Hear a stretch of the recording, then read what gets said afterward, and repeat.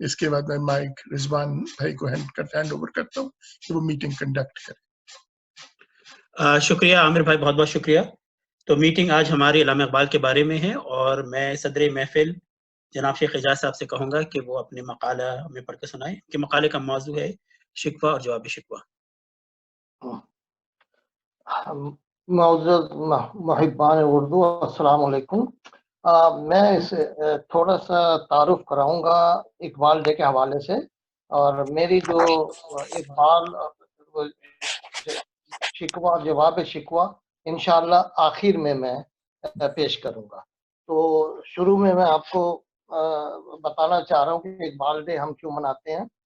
اللہ کا لاکھ لاکھ شکر ہے کہ آج ہم اقبال ڈے منانے کے لیے اکٹھے ہوئے ہیں۔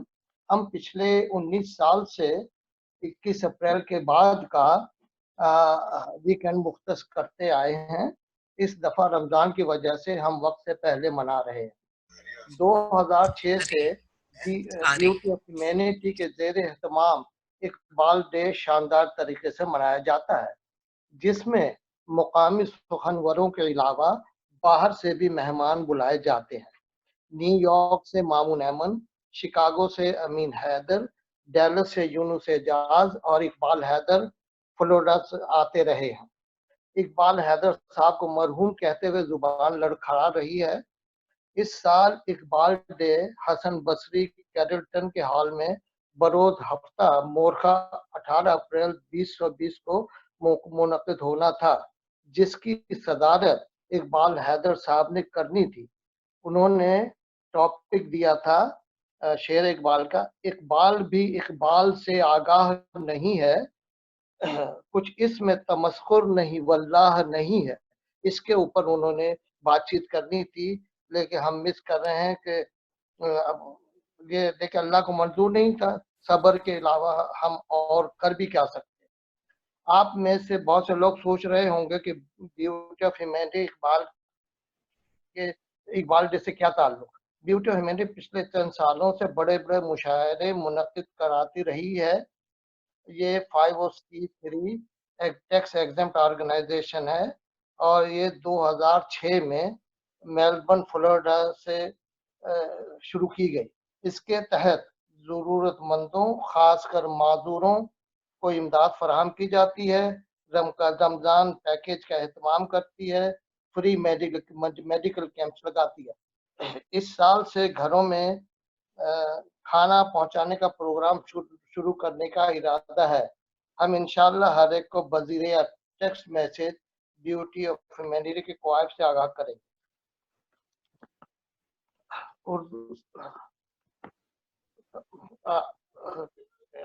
شیخ صاحب آپ کی تصویر چھپ رہی ہے، کیمرہ پھر سے اوپر کر دیجیے یا کاغذ تھوڑا نیچے رکھیے۔ آپ کیا ٹھیک ہے، چلے یہ میں نے کچھ ایک پتہ لکھا ہے، اگر تو ملاحظہ فرمائیے۔ اپنے گھروں میں سب نے ہی محفل سجائی ہے، اپنے گھروں میں سب نے ہی محفل سجائی ہے، احباب و اقربا نے یوں رونق لگائی ہے۔ اقبال تیری یاد میں اہل ادب نے آج، اقبال تیری یاد میں اہل ادب نے آج تقریب گو انوکھی ہے پھر بھی منائی ہے۔ تو میں آپ لوگوں سے درخواست کروں گا کہ آپ معلوم ہے کتنے لوگ ہیں حسنی صاحب، تو ہمیں 5 منٹ اور زیادہ زیادہ 7 منٹ ہم افورڈ کر سکتے ہیں؟ جی ہمارے پاس تقریباً 11-12 لوگ ہیں، تو آپ درست کہہ رہے ہیں، آپ اپنا ٹائم لیجیے جو آپ کا ٹائم لینا، آپ صدر محفل ہیں، باقی ہم لوگ 5 منٹ۔ چلیے بس میں چاہوں گا کہ میں اس کے بعد میں آخر میں شکوہ جواب شکوہ دوں گا۔ اب آپ پلیز مقررین کو مدعو کریں۔ شکریہ، بہت بہت شکریہ۔ عجیب حسن اتفاق ہے کہ میں نے بھی یہی شعر کا انتخاب کیا تھا جو آپ نے بھی اقبال حیدر کا انتخاب سنایا۔ اقبال بھی اقبال سے آگاہ نہیں ہے، کچھ اس میں تمسخر نہیں واللہ نہیں ہے۔ میں یہی چاہ رہا تھا کہ اس شعر سے آغاز کریں، لیکن کسی وجہ سے ذہن سے بات نکل گئی۔ بہرحال بہت بہت شکریہ اس شعر کی یاد دہانی کرانے کا، بہت ہی پیچیدہ اور بہت ہی عمدہ شعر ہے یہ۔ جس ترتیب سے ہمارے یہاں آج شرکا نے ہمیں شریک محفل ہوئے ہیں، اسی ترتیب سے انہیں دعوت بھی دی جائے گی سب سے پہلے روحی خان صاحبہ آپ شریک ہوئی تھی، تو آپ سے گزارش ہے کہ آپ کا جو مقالہ خودی کے اوپر، فلسفہ خودی پر، وہ ہمیں سنائیے. شکریہ. محترمہ روحی خان. بسم اللہ الرحمن الرحیم نحمد و نصلی علی رسول الکریم اما بعد. خودی کا سر نہاں لا الہ الا اللہ، خودی ہے تیرے فساں لا الہ الا اللہ. حضرت علامہ اقبال کے اس طرح کے اشعار کو سمجھنے کے لیے ان کے فلسفہ خودی کے تصور کی گہرائیوں میں جانا ہوگا. اس رومی ثانی کے عہد کی قوم مسلمان انگریزی حاکمیت، یورپی تہذیب و تمدن کی تقلید اور سائنسی ایجادات کے مادی اور دور سے گزر رہی تھی. اس سے پہلے کہ میں آگے شروع ہوں، میں یہ آیا مبارکہ پڑھنی چاہ رہی ہوں. وَلَا تَكُونُوا كَالَّذِينَ نَسُوا اللَّهَ فَأَنسَاهُمْ أَنفُسَهُمْ أُولَئِكَ هُمُ الْفَاسِقُونَ. اور مت ہو جانا ان لوگوں کی طرح جنہوں نے اللہ کو بلا دیا تو اللہ نے ان کو غافل کر دیا، یعنی انہیں اس احساس سے محروم کر دیا کہ اصل کامیابی کیا ہے، معروف کیا ہے، منکر کیا ہے، ہدایت کیا ہے، گمراہی کیا ہے.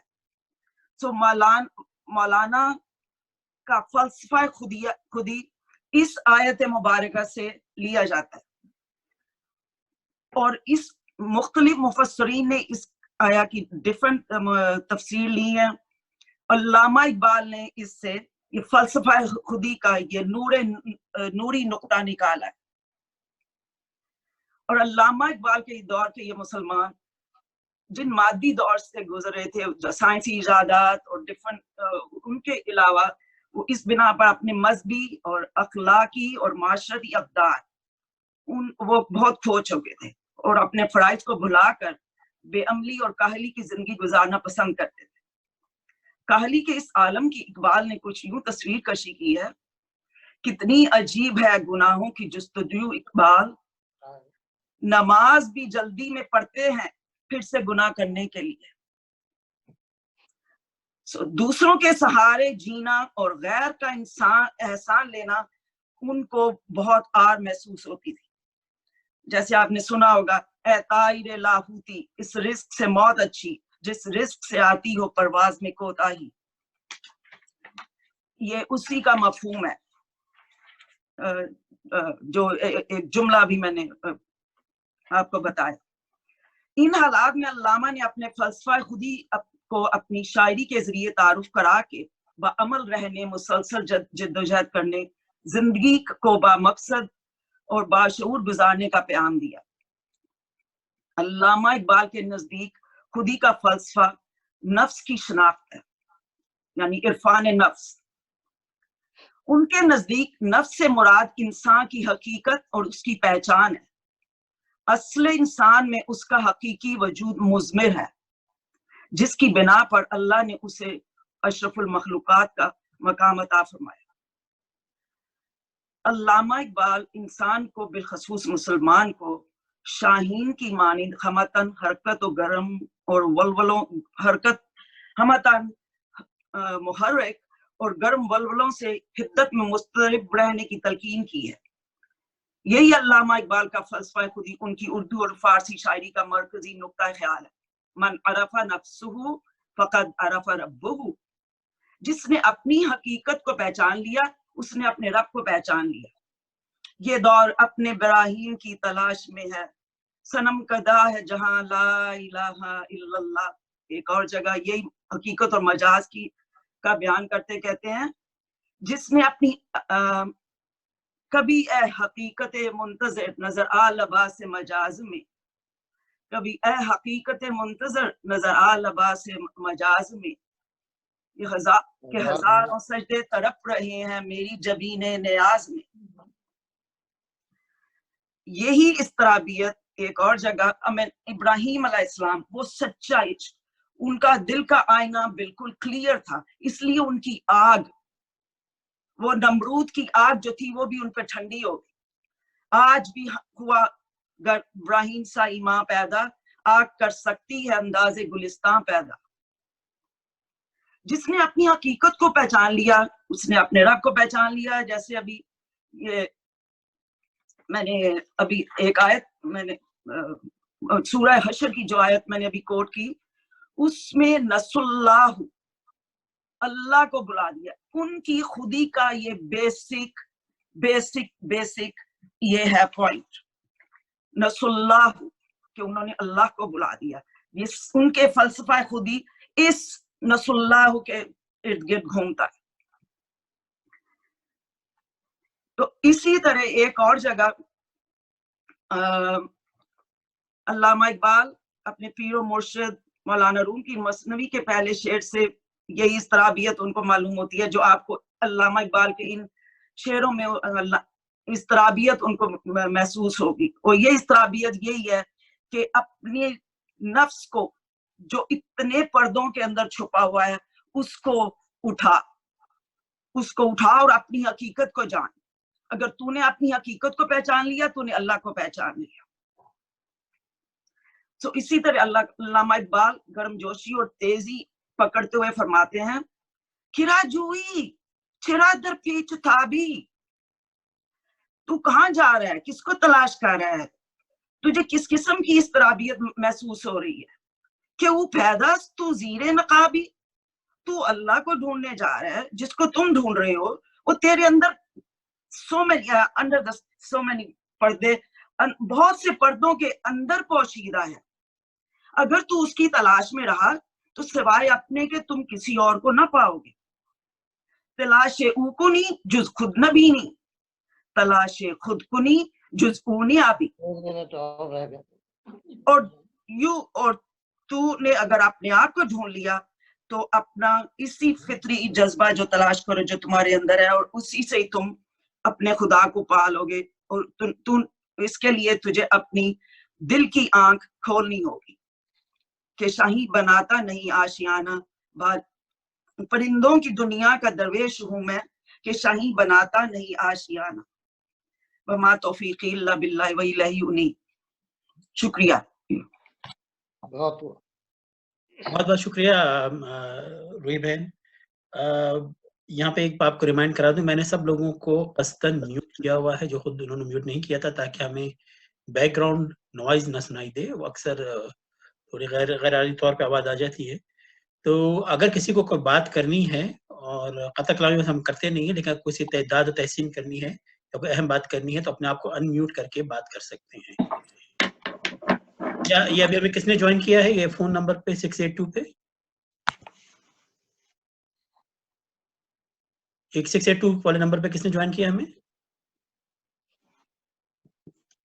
ठीक है, तो सिलसिला हम आगे बढ़ाते हैं। जो तरतीब में दूसरा नंबर मोहतरमा सूफिया का है, वो आज इकबाल की जो कलाम की जो ज़राफ़त का पहलू है उस पे बात करेंगी। सूफिया बहन अपने आप को अनम्यूट करने, अगर आप म्यूटेड हैं। जी मैंने कर लिया। मेरी आवाज आ रही है? जी बिल्कुल आ रही है। अस्सलाम वालेकुम। हाज़रीन महफिल को मेरा सलाम। मैं पहली दफा उर्दू। वालेकुम अस्सलाम सूफिया। अस्सलाम वालेकुम Talat, how are you doing? आप कैसी हैं?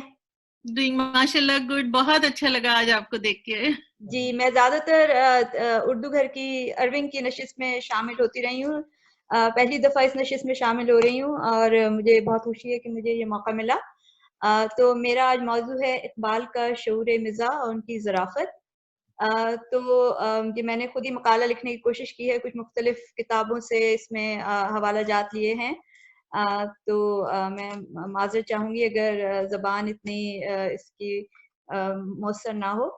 तो इकबाल की ज़रीफ़ाना शायरी की जब बात आती है तो ज़्यादातर उनके उन अशार का जिक्र होता है जो बांगे दरा में शामिल हैं, और उनके लिए एक अलग हिस्सा मुख्तस है जिसका नाम ही ज़रीफ़ाना है। तो उसमें जो अशार हैं वो बहुत ज़बान ज़द-ए-आम हैं, ज़बान ज़द-ए-आम हैं, जिस तरह लड़कियां पढ़ रही हैं अंग्रेजी, ढूंढ ली कौम ने फलाह की राह। लेकिन मैं आज के बयान में उन अशार को शामिल करने की कोशिश नहीं करी, बल्कि मैंने कोशिश की है कि मैं इकबाल की ज़राफ़त के उन पहलुओं पे बात करूं जिन पर ज़्यादा बात नहीं होती। इसमें उनकी खुतूत नवीसी से कुछ नमूने लिए गए हैं, उनके कुछ गैर मतबूआ अशार हैं جو انہوں نے فی البدی کہے اور یا تو اپنے ہی اشعار کی تحریف کی، تو وہ ان کی حاضر جوابی کی بہترین مثال ہیں. اور کچھ ایسے شعر بھی ہیں جو ان کی سنجیدہ شاعری سے لیے گئے ہیں، لیکن ان میں میرے خیال میں بین السطور مزاح کا اور طنز کا عنصر پایا جاتا ہے. تو اقبال کے خطوط اور کلام دونوں میں دل فریب طنز و مزاح کا رنگ ہے. انہیں لطیفہ گوئی، فکر بازی اور طنز نگاری کا سلیقہ تھا. ان کے کلام میں یہ نہیں کہا جا سکتا کہ آپ کو کہیں قہقہہ ملے گا، صرف ایک ہلکی سی مسکراہٹ اور جسے انگلش میں وٹ کہتے ہیں اور اردو میں ذکاوت کہتے ہیں کہ اس کا پہلو ملے گا. تو اقبال کی حصے مزاح کے جس نے ان کے اسلوب کی تشکیل میں کام کیا، اس میں دو شعراء کا بہت ہاتھ ہے.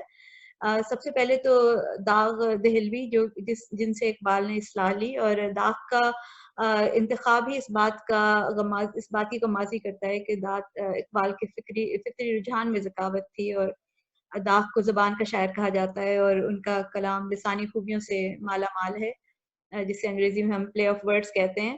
تو وہی خوبیاں کافی حد تک اقبال کے کلام میں بھی ملتی ہیں. اور اس کے علاوہ جو دوسرے شاعر جنہوں نے اقبال کی ظریفانہ کلام کو متاثر کیا ہے وہ ہیں اکبر الہ آبادی. تو اقبال نے خود کئی بار اس بات کا اعتراف کیا ہے کہ ان کے سماجی برائیوں پر لکھے ہوئے اکثر شعر اکبر کے رنگ میں ہیں. تو میں شروع کرتی ہوں اقبال کے ذوق لطیفہ سے. اس میں کچھ وہ قصے ہیں جو اقبال کی حاضر جوابی کا ثبوت ہیں، اور کہیں کہیں پہ ان کے اشعار کی تحریف ہے جو انہوں نے خود ہی کی ہے. تو پہلا قصہ ان کے ایک دوست اور مسلم لیگی کارکن علی بہادر کے نام سے منسوب ہے. علی بہادر ولایت گئے ہوئے تھے. اس زمانے میں ولایت جانا بہت بڑی بات سمجھی جاتی تھی. تو جب علی بہادر لندن سے واپس آئے تو ڈاکٹر صاحب نے دریافت کیا، کیوں بھائی ولایت سے ہو آئے؟ اس کے جواب میں وہ فخریاں بولے، جی ہاں، میں تو 8 سال کی عمر میں ہی انگلینڈ چلا گیا تھا. تو اس جواب کو سن کر ڈاکٹر صاحب کی رگے ظرافت پھڑکی اور انہوں نے مسکرا کر کہا، پھر تو آپ کو یوں کہنا چاہیے، میموں کے سائے میں ہم پل کر جواں ہوئے ہیں. تو یہ آئی تھنک انہوں نے اپنے ہی مصرے کی تیغوں کے سائے میں ہم پل کر جواں ہوئے ہیں کی بہت خوبصورت اور فی البدی تحریف کی. اسی طرح اقبال کا وہ جملہ تو بہت ہی زیادہ مشہور ہے جو کہ انہوں نے دیر سے اسکول آئے تھے تو اس کی پرسش ان کے استاد نے کی تھی، تو اقبال نے ایک بڑا مختصر اور لطیف جواب دیا تھا کہ اقبال دیر ہی سے آتا ہے. تو اس میں حاضر جوابی ہے، ذو معنی جملہ ہے اور اس میں بہت معنویت ہے کہ غور طلب جملہ ہے. اور ایک اور چھوٹا سا قصہ ہے جو ان کے قیام کیمبرج کے زمانے کا ہے کہ کیمبرج کے زمانے میں چند ہم عصروں سے مذہب پر بحث چھڑ گئی. ایک صاحب پوچھنے لگے، مسٹر اقبال یہ کیا بات ہے کہ جتنے بھی پیغمبر دنیا میں آئے وہ سب ایشیا میں مبعوث ہوئے اور یورپ میں تو ایک بھی پیدا نہ ہوا؟ تو ڈاکٹر صاحب نے جواب دیا، بھائی شروع میں اللہ میاں اور شیطان نے اپنا دنیا میں پینترا جما لیا. اللہ میاں نے ایشیا کو پسند کیا اور شیطان نے یورپ کو. اسی لیے جو پیغمبر اللہ کی طرف سے آئے ہیں ایشیا میں مبعوث ہوئے ہیں، اور آپ سوچ ہی لیں کہ پھر یورپ کا کیا حالات ہیں. تو اور پھر ایک چھوٹا سا اور قصہ ہے جو ان کی ایک دوست تھی، ان کی کرم فرما تھی عطیہ بیگم فیضی. تو ان کے ساتھ ان کی خط و کتابت رہتی تھی. تو انہوں نے یہ پیش کیا ہے کہ عطیہ بیگم کہتی ہیں کہ ایک شام ڈنر پر ہماری ایک مہمان آئی. ان کی بڑی لمبی سنہری زلفیں تھیں اور ان کے چہرے پہ بھی سنہری رنگ کا رواں تھا. تو اقبال عطیہ بیگم کی طرف مڑے اور بولے، انہوں نے فی البدی شعر کہا کہ اس کے عارض پر سنہرے بال ہیں، ہو طلائی استرا اس کے لیے.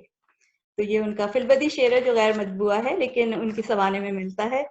اور آخری ان کی ذوق لطیفہ کا حوالہ، ان کو آم بہت پسند تھے. تو وہ قصہ سبھی نے سنا ہوگا کہ جب ڈاکٹر نے انہیں ایک آم کھانے کے لیے کہا تھا اور وہ ایک بڑا سا آم کھا رہے تھے. لیکن میں ایک شعر پیش کرتی ہوں کہ اکبر الہ آبادی نے ان کے لیے لنگڑے آم کی ایک پیٹی بھجوائی. تو ڈاکٹر صاحب نے اس کی رسید میں یہ شعر لکھ دیا کہ اثر یہ تیرے اعجاز مسیحائی کا ہے اکبر، الہ آباد سے لنگڑا چلا لاہور تک آیا. اور اب میں بات کروں گی ان کی ظریفانہ شاعری کی. ان کے زیادہ تر شعر بانگ درا میں شامل ہیں اور آپ کو ان میں اکبر الہ آبادی کا اسلوب بہت نمایاں ملے گا. جیسے یہ شعر ہے کہ انتہا بھی اس کی ہے آخر خریدیں کب تلک، چھتریاں رومال مفلر پیرہن جاپان سے، اپنی غفلت کی یہی حالت اگر قائم رہی، آئیں گے غسال کابل سے کفن جاپان سے. اور ان کے اکثر اشعار میں انگریزی اصطلاحات استعمال ہوئی ہیں. اگین دوبارہ یہ میں یہی کہوں گی کہ یہ گل آبادی کا رنگ ہے. تو وہ کہتے ہیں کہ بدلا زمانہ ایسا کہ لڑکا پسے از سبق کہتا ہے ماسٹر سے کہ بل پیش کیجیے. اور دوسرا شعر الیکشن ممبری کونسل صدارت بنائے خوب آزادی نے پھندے اٹھا کے پھینک دو باہر گلی میں نئی تہذیب کے انڈے ہیں گندے.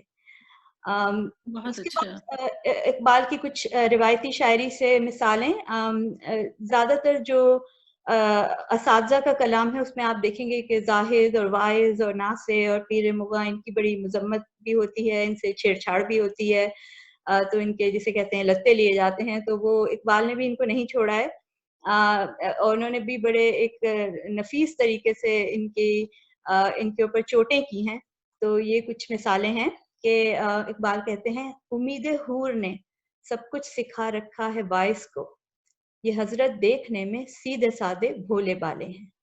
ایک اور جگہ کہتے ہیں عجب باعث کی دینداری ہے یارب عداوت ہے اسے سارے جہاں سے.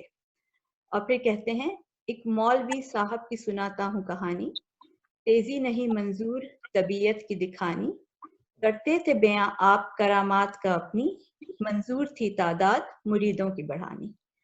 اور یہ ایک آخری مثال ہے میں بھی حاضر تھا وہاں ضبط سخن کر نہ سکا, حق سے جب حضرت ملا کو ملا حکم بہشت, عرض کی میں نے الہی میری تقصیر معاف, خوش آئیں گے اسے حور و شراب و لب کشت, نہیں فردوس مقام جدل و قال و اقوال, بحث و تکرار اس اللہ کے بندے کی سرشت. صرف واعظ اور ملا سے ہی انہوں نے چھیڑ چھاڑ نہیں کی, بلکہ انہوں نے معاشرے میں پھیلے ہوئے اور کرداروں کو بھی مخاطب کر کے اپنی مشق ناز کا نشانہ بنایا ہے. اس میں کہیں انہوں نے نوجوانان کو مخاطب کیا ہے, خواتین کے اوپر بھی وہ کچھ لطیف چوٹیں کر گئے ہیں. تو یہاں پہ ملاحظہ کیجئے کہ وہ زائرین کعبہ سے کیا کہتے ہیں. زائرین کعبہ سے اقبال یہ پوچھے کوئی, کیا حرم کا تحفہ زمزم کے سوا کچھ بھی نہیں. اور نوجوانوں سے کہتے ہیں تیرا صوفہ ہے افرنگی تیری قالی ہے ایرانی, لہو رلواتی ہے مجھ کو جوانوں کی یہ تن آسانی. اور آخر میں بس ان کے طنزیہ اسلوب کے بارے میں کہوں گی کہ آلدو یہ زیادہ تر جو اشعار تھے یہ سماجی برائیوں پہ تھے, لیکن جو اقبال کا طنزیہ اسلوب ہے اور مجھے یقین ہے کہ شکوہ جواب شکوہ پہ زیادہ بات ہوگی, لیکن شکوہ مجھے بنیادی طور پہ ان کی بہت میری پسندیدہ نظم ہے, اور اس میں جو طنز کا پیرایا ہے بہت لطیف بہت خوبصورت ہے, اور بڑی آپ کو اس میں ایک جرأت آمیز کوشش ہے اقبال کی کہ انہوں نے تھوڑی سی گستاخی کی ہے اللہ کے حضور, اور لیکن جس شوخی اور لاگ لپٹ کے ساتھ کی ہے وہ بہترین ہے. اس میں حلاوت ہے, اس میں لطافت ہے, اور وہ اپنے بلکہ فارسی اشعار میں بھی کہیں کہیں پہ یہ رنگ ملتا ہے. ایک شعر ہے جس میں وہ میں فارسی شعر تو نہیں کوٹ کروں گی, صرف اس کے معنی بتاؤں گی کہ وہ کہتے ہیں کہ خدا تو حیات جاویداں سے آشنا ہے, اس نے مرگ ناگہانی کا ذائقہ تو چکھا ہی نہیں, تو وہ اللہ پہ بھی چوٹ کر گئے ہیں. اور جو شکوہ میں ان کا طنزیہ اسلوب ہے اس کی بس میں ایک مثال آخر میں پیش کرتی ہوں کہ پھر بھی ہم سے یہ گلہ ہے کہ وفادار نہیں, ہم وفادار نہیں تو بھی تو دلدار نہیں. قہر تو یہ ہے کہ کافر کو ملے حور و قصور اور بیچارے مسلمان کو فقط وعدہ حور. تو اس پہ میں اختتام کرتی ہوں. مجھے امید ہے کہ یہ ایک پسند آیا ہوگا. تھینک یو, شکریہ. بہت بہت اعلیٰ, اچھا. بہت اعلیٰ. بہت بہت شکریہ صفیہ بہن, آپ نے بہت اچھا مقالہ پیش کیا اور آپ نے تحقیق بھی اچھی کی. اور ایک گزارش ہے تمام حضرات سے کہ ہمارے پاس 1 گھنٹے سے بھی کم ہے جو ہمارا مقررہ وقت ہے, 1 گھنٹہ رہ گیا ہے تقریباً, اور کافی لوگوں کو بولنا ہے. تو ہمارے جو 5 منٹ مختص کیے گئے ہیں, کوشش کریں کہ ان 5 منٹ میں ہی آپ کا بیان مکمل ہو جائے. تو اگلا جو نمبر ہے وہ محترمہ صالحہ آپ کا ہے, آپ کچھ بات کرنا چاہیں گے؟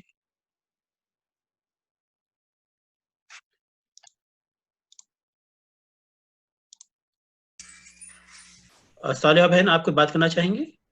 ہاں میں بات کر رہی ہوں, میری آواز نہیں آ رہی ہے آپ کو؟ یہ آ رہی ہے, وہ پہلے میوٹڈ تھی. جی جی, سب کو سلام. اور صوفیہ نے بہت اچھا مقالہ پڑھا. میں اقبال کے بارے میں فیض کی ایک نظم پڑھ کے سناؤں گی آپ لوگوں کو, جو انہوں نے خراج عقیدت پیش کیا ہے، اور میرا خیال ہے کہ اس سے بہتر ان کو عقیدت کا نذرانہ کوئی اور پیش نہیں کر سکا. تو نظم پیش ہے. آیا ہمارے دیس میں ایک خوش نوا فقیر، آیا اور اپنی دھن میں غلخاں گزر گیا. سنسان راہ خلق سے آباد ہو گئیں، ویران میں قدوں کا نصیبہ سنور گیا. تھی چند ہی نگاہیں جو اس تک پہنچ سکی، پر اس کا گیت سب کے دلوں میں اتر گیا. اب دور جا چکا ہے اور پھر اپنے دیسی راہیں اداس ہیں. چند ایک کو یاد ہے کوئی اس کی ادائے خاص، دو ایک نگاہیں چند عزیزوں کے پاس ہیں، پر اس کا گیت سب کے دلوں میں مقیم ہے اور اس کی لہجے سینکڑوں چانس ہیں.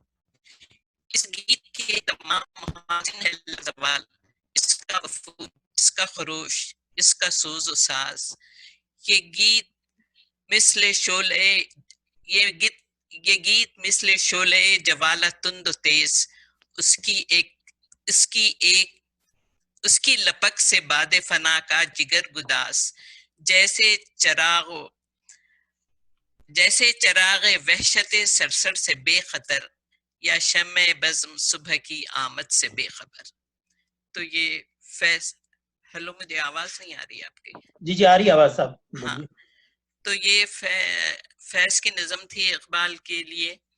اس کے بعد میں اقبال کے بارے میں ایک دو باتیں کرنا چاہوں گی. آپ کی آواز کٹ رہی ہے کافی نا، اس میں آپ کا کنیکشن خراب ہے. اچھا، اس میں تو میں کچھ نہیں کر سکتی ابھی، اس لیے کہ میں اتنا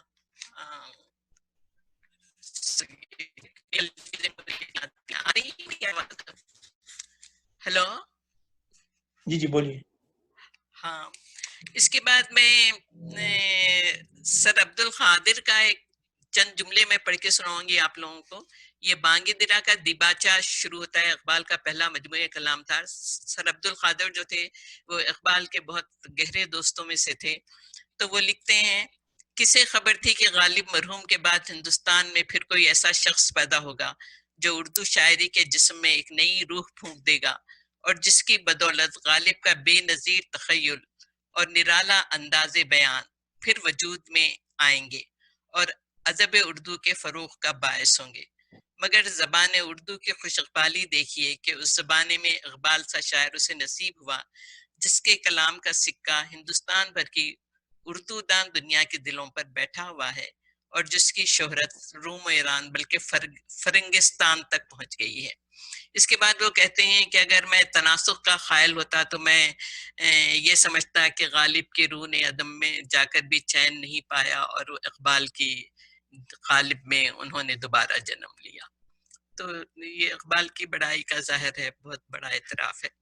دوسرے چند ایک جو اقبال کی خودی کا جو فلسفہ ہے اس کے بارے میں ایک دو باتیں کہنا چاہوں گی کہ اسرار خودی اور رموز بے خودی، یہ دونوں مطلب یہ کہ اسلام کے حوالے سے ہی ان کے بارے میں بات چیت کی جاتی ہے عام طور پہ. تو میرا یہ ذہن میں ایک سوال اٹھتا ہے کہ اگر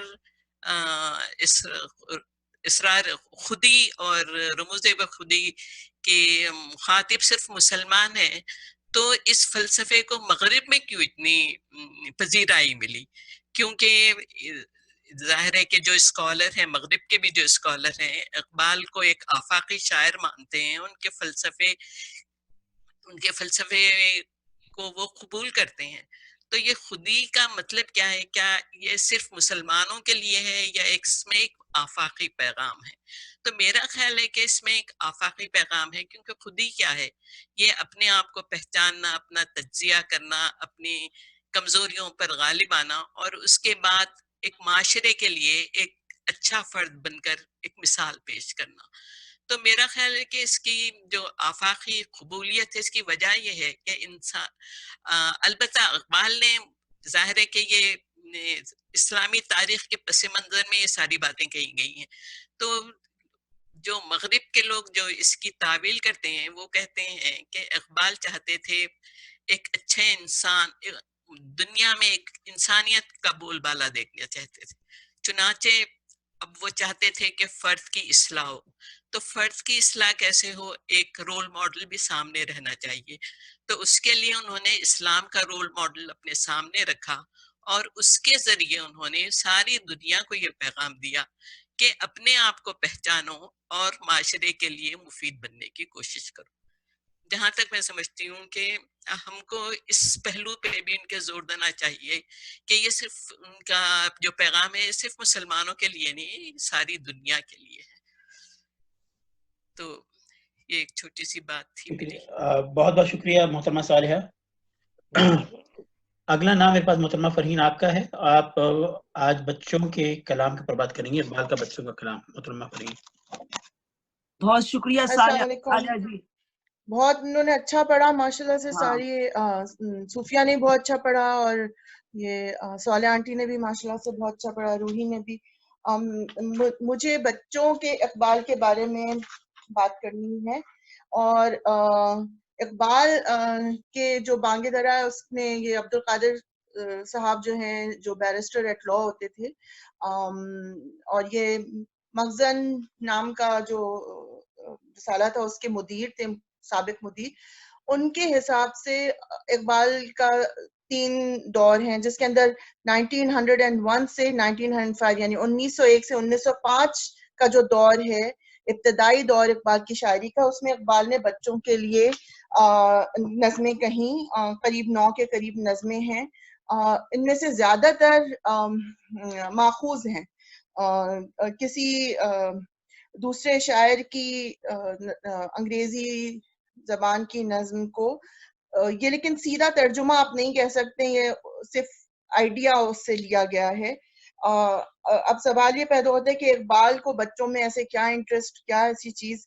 इकबाल क्योंकि एक मुफस्सिर थे और मुफक्किर थे, सॉरी, इसलिए उन्होंने बच्चों पे इन्वेस्टमेंट की, बच्चों की तालीम और तरबियत के लिए उन्होंने लिखा। और ये मुमकिन है कि उस वक्त उनके खुद के बच्चे बड़े हो रहे हों, शायद उस निगाह से उन्होंने सोचा हो, लेकिन 100 साल से ऊपर हो गए, यानी 1901 से 1905 के दरमियान ये ज्यादातर लिखी गई हैं।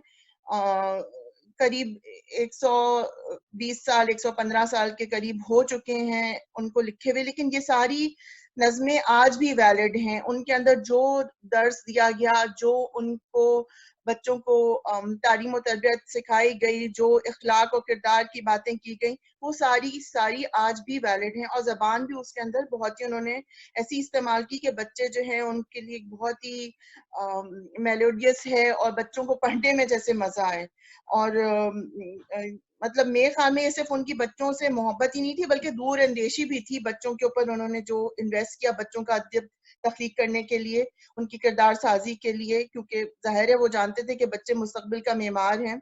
और उन्होंने बच्चों के बाद जवानों से भी खिताब किया है, लेकिन बच्चों के लिए कम से कम जो उन्होंने अदब तख्लीक किया वो आज तक सबक आमोज जो उन्होंने नज़में लिखी वो आज तक वैलिड है।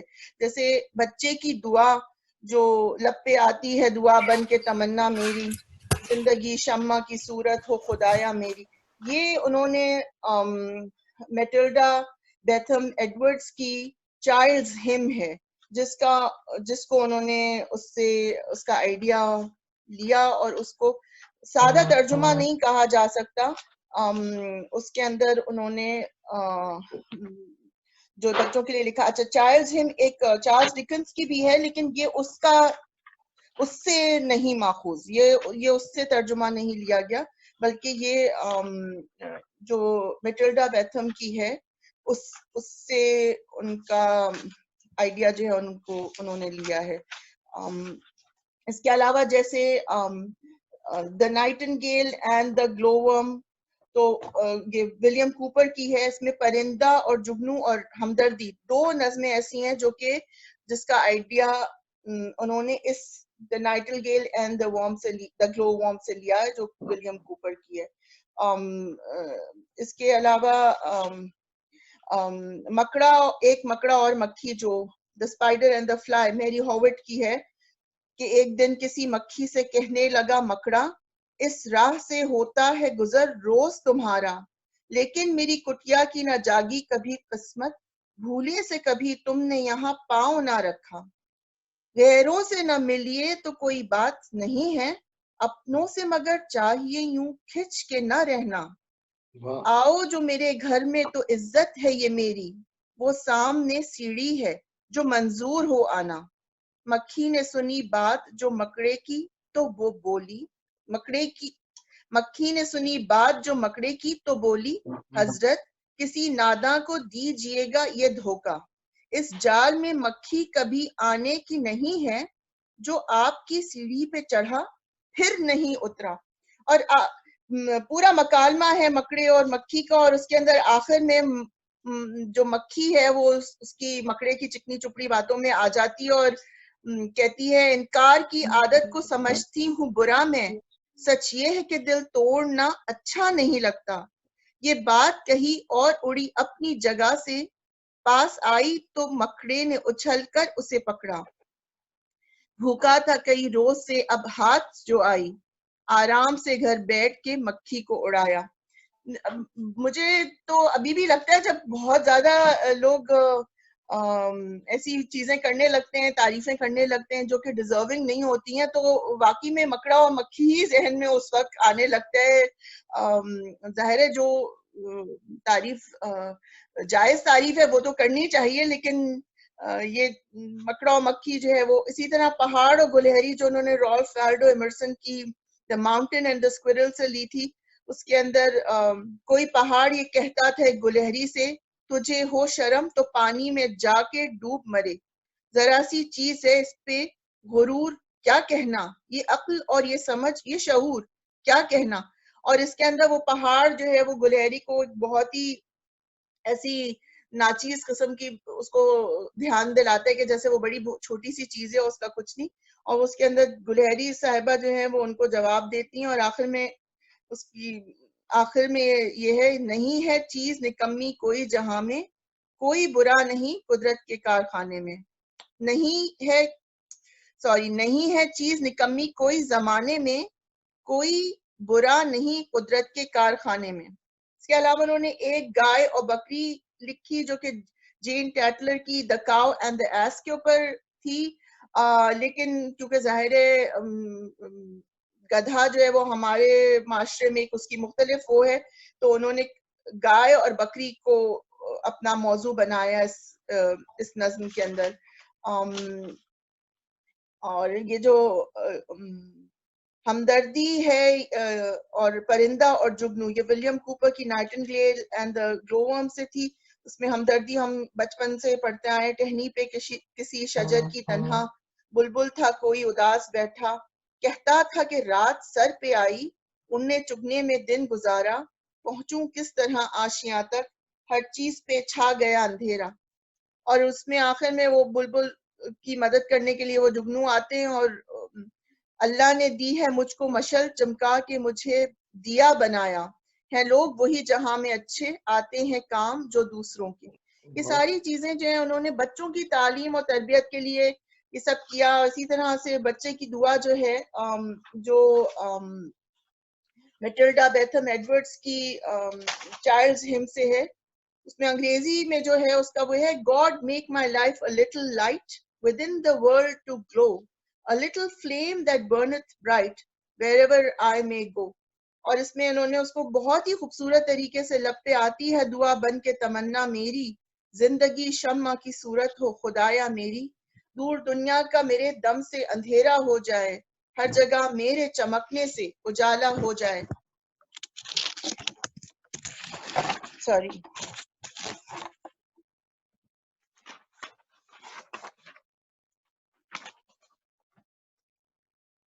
اسی طرح انہوں نے پرندے کی فریاد جب لکھی تو اس کے اندر آتا ہے یاد مجھ کو گزرا ہوا زمانہ، تو وہ یعنی اس وقت وہ اپنے ان بچوں کو جھنجھوڑ رہے تھے جو کہ ایونچولی جا کے جب تحریک آزادی چلی تو وہی بچے تھے جنہوں نے اس آزادی کی تحریک میں حصہ لیا اور انہوں نے آزاد کرایا ملک۔ اس کے علاوہ ماں کا خواب، بچہ اور جگنو، اور یہ ساری جو ان کی بچوں کے لیے ہیں وہ آج تک ان کا کلام اپنے اندر تر و تازگی رکھتا ہے اور جاذبیت رکھتا ہے. اور ان کو اپنی آئندہ نسل سے اچھی ہی امیدیں تھی، تبھی انہوں نے ایک جگہ لکھا تھا پیوستہ رہ شجر سے امیدیں بہار رکھ. اور جو بات دل سے جو بات نکلتی ہے اثر رکھتی ہے، پر نہیں طاقت پرواز مگر رکھتی ہے. بس اللہ جو ہے انہوں نے ہمیں اقبال جیسا شاعر دے کے ہماری نسلوں کی کردار سازی میں ان کا ایک اہم کردار رہا. بہت شکریہ. بہت شکریہ فرحین. ایک بار میں دوبارہ آپ کو یاد دلا دوں کہ ہمارے پاس وقت کم ہے، 5 منٹ سے زیادہ آپ کوشش کریں کہ آپ کا مقالہ نہ جائے. تو بہت اعلیٰ فرحین، بہت اعلیٰ. اگلا نام ہمارے پاس پلی بھائی آپ کا ہے. آپ مسجد قرطبہ پہ آج پڑھیں. بہت اچھا فرحین. السلام علیکم سب. اب آپ کو بہت بہت زبردست، اب تک جتنے مقررین نے پڑھا ہے وہ بہت بہت اعلیٰ ہے. 5 منٹ میں مسجد قرطبہ پہ تبصرہ کرنا تو صرف توجہ دلائی جا سکتی ہے. اصل میں ہم لوگوں نے اپنی عمدہ جو نشست ہوتی ہے ہماری ہر مہینہ، اس میں مسجد قرطبہ باقاعدہ پڑھنا شروع کی ہے. اس میں 8 بند ہیں، تو ہم ہر نشست میں ایک ایک بند کو پڑھ رہے ہیں. یہ میری مجھے مطلب یہ نظم اقبال کی جو دیگر نظمیں اگر میرے نزدیک اگر ٹاپ 10 نظمیں اگر لکھی جائیں تو اس میں سے ایک ضرور ہوگی مسجد قرطبہ. اتنی بہترین نظم ہے. اور اس نظم کے حوالے سے میں اکثر دوستوں میں کہتا ہوں کہ جب علامہ اقبال رحم اللہ سے مرنے کے بعد ملاقات ہوگی تو میں ان سے یہ درخواست کروں گا کہ میں آپ کے سامنے بیٹھ کر صرف یہ نظم سننا چاہتا ہوں آپ سے، اور آپ ہی اسے ایکسپلین کریں گے مجھے. تو انشاءاللہ دیکھیں کیا ہوگا یہ تو اس کے بعد جب اسی وقت پتہ چلے گا. سبحان اللہ. اس وقت میں صرف چند اشعار اور صرف توجہ دلانا مقصد ہے، کیونکہ پڑھ تو نہیں سکتے اس کو مکمل. اس کا اصل لطف اور مزاحی اور پیغام اسی وقت سمجھ میں آئے گا جب آپ اس کے ہر شعر کو پڑھیں گے. اس کے ہر بند میں ایک خیال ہے، ایک فلسفہ ہے، اور وہ دوسرے بند سے جڑا ہوا ہے. پھر پوری نظم کا ایک مرکزی خیال ہے. اس تک پہنچنے کے لیے اس کا باقاعدہ مطالعہ کرنا ضروری ہے، اور اسی لیے شاید یہ ہمارے وہاں پہ نصاب میں بھی اس کے چند اشعار ہے مسجد قرطبہ کے اردو کی کتاب میں. میں تو کہتا ہوں اسے یہاں پر بھی نصاب میں ہونا چاہیے، سنڈے اسکول میں یا ہم اسلامک اسکول میں، تاکہ پتہ چلے کہ بات کیا ہے جو کہی گئی ہے. علامہ اقبال ہمارے وہ آخری فلسفی سمت کے تھے، آخری آدمی تھے کہ جن کو یہ موقع ملا کہ 1931 میں یہ مسجد قرطبہ جائیں اور وہاں پہ جا کے یہ نماز پڑھ سکیں. وہاں پہ نماز پڑھنے کی اجازت نہیں ہے. آپ میں سے جو احباب مسجد قرطبہ گئے ہوں تو ان کو پتہ ہوگی یہ بات. تو علامہ اقبال نے نہ صرف وہاں پہ اذان دی تھی بلکہ وہاں پہ 2 رکعت نفل بھی پڑھی تھی. اس کی تصویر بھی گوگل میں آپ کہیں پہ بھی مسجد قرطبہ کا نام آتا ہے اس کی تصویر ضرور آتی ہے. تو اس کے چند اشعار میں پڑھتا ہوں اور جو مجھے سمجھ میں آئی ہے وہ میں مختصر 2-3 منٹ میں بیان کر دیتا ہوں. یہ نظم کچھ اس طرح شروع ہوتی، مطلب ایک بات میں ضرور بولنا چاہتا ہوں کہ یہ نظم کو مجھے کیوں سمجھ میں آئی کہ علامہ اقبال دیکھیے تاج محل پہ نظم نہیں لکھتے، علامہ اقبال مسجد حرام پہ نظم نہیں لکھتے، مسجد نبی علیہ السلام پہ نظم نہیں لکھتے، مسجد اقصیٰ جو ہمارے لیے بچپن سے ہم سنتے آ رہے ایک مسئلہ ہے اور اسے فتح کرنا ہے، واپس حاصل کرنا ہے، لیکن اس پہ نظم نہیں لکھتے. مسجد قرطبہ پہ ہی کیوں نظم لکھتے ہیں؟ جو بات سمجھ میں آتی ہے وہ آپ سب احباب آخر میں اس پہ تبصرہ کریں گے، وہ یہ ہے کہ یہ مسجد یہ صرف مسجد نہیں تھی، یہ صرف تقدس کا ایک مطلب تقدیس کا ایک مقام نہیں تھا، یا تقدس کے کسی اعلیٰ مرتبوں میں فائز نہیں تھی. یہ وہاں پہ ایک جامعہ تھی جسے مطلب جامعہ قرطبہ کہتے تھے. اور یہ 13ویں صدی مطلب 10ویں میں مکمل ہوئی، 8ویں میں شروع ہوئی، 11ویں 12ویں 13ویں صدی میں یہ 300 سال تک دنیا کی سب سے بڑی یونیورسٹی رہی ہے، جہاں پہ ڈفرینٹ فیکلٹیز تھیں. مطلب وہاں پہ میڈیکل سائنسز بھی تھیں، میتھمیٹیکل سائنسز بھی تھیں، فلکیات، سماجیات، ہر طرح کی مطلب بہترین لائبریریز تھیں اس مسجد کے اندر. مسجد کے اندر ہی جو ہے یونیورسٹی تھی، اور باہر شہر میں بھی پھیلی ہوئی تھی.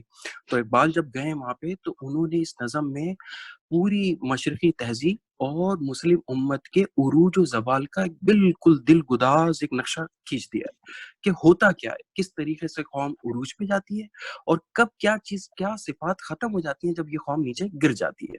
ٹھیک ہے، تو اس کی ابتدا وہ اس طریقے سے کرتے ہیں: سلسلہ روز و شب نقش گر حادثات، سلسلہ روز و شب اصل حیات و ممات، جس سے دکھاتی یہ ذات زیر و بم و ممکنات، تجھ کو پرکھتا ہے یہ، مجھ کو پرکھتا ہے یہ.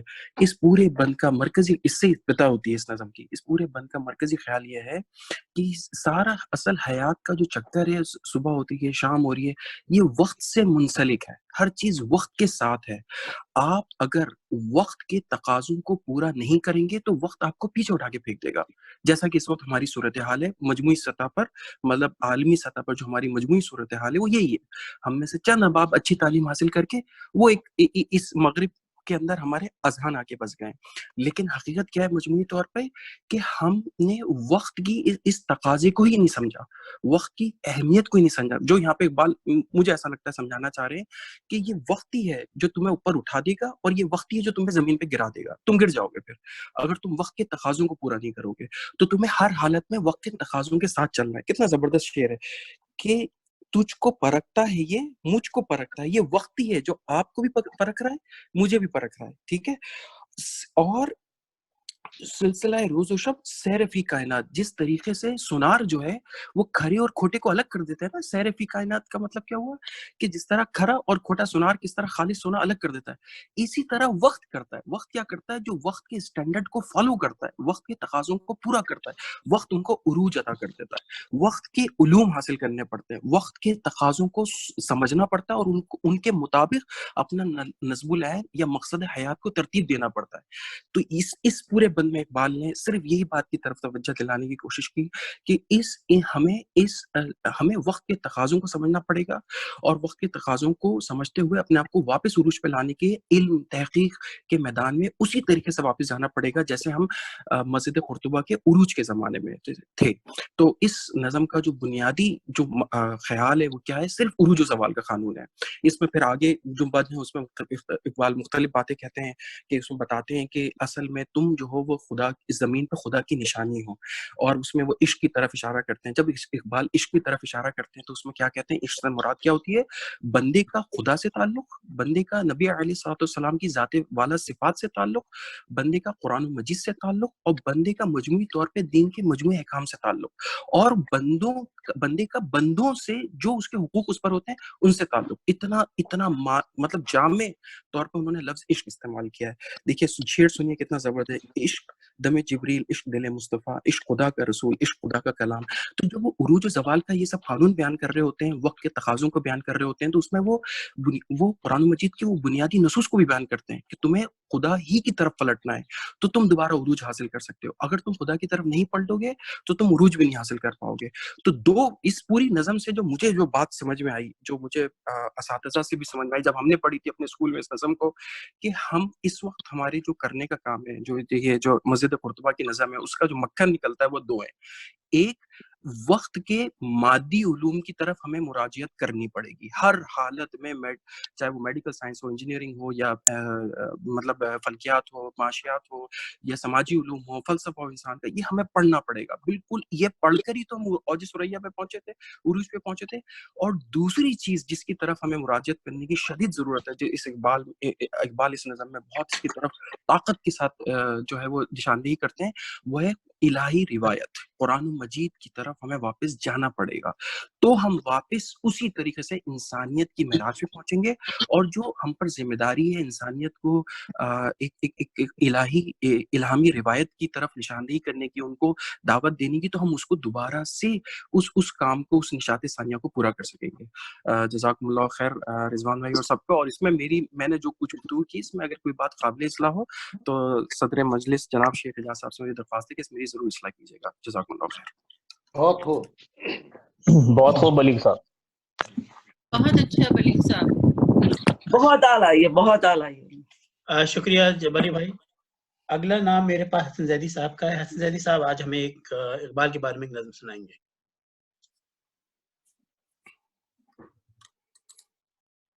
5 منٹ سے زیادہ نہیں لوں گا. یہ ہمارے مرحوم دوست امیر الاسلام ہاشمی نے یہ نظم لکھی تھی. اس کا عنوان ہے اقبال تیرے دیس کا کیا حال سناؤں. دہقان تو مر کھپ گیا اب کس کو جگاؤں، ملتا ہے کہاں خوش ہے گندم کے جلاؤں. شاہین کا ہے گنبد شاہی پہ بسیرا، شاہین کا ہے گنبد شاہی پہ بسیرا، गुंजश फरोमाया को अब किससे लड़ाऊं, हर दाढ़ी में तिनका है, हर एक आंख में शहतीर, मोमिन की निगाहों से बदलती नहीं तकदीर, तौहीद की तलवार से खाली है नियामें, अब ज़ौक़ यकी से नहीं कटती कोई जंजीर, शाही का जहां आज करगस का जहां है, मिलती हुई मुल्ला से मुजाहिद की अज़ा है, शाही का जहां आज करगस का जहां है, मिलती हुई मुल्ला से मुजाहिद की अज़ा है, माना के सितारों से भी आगे हैं जहां, और शाही में मगर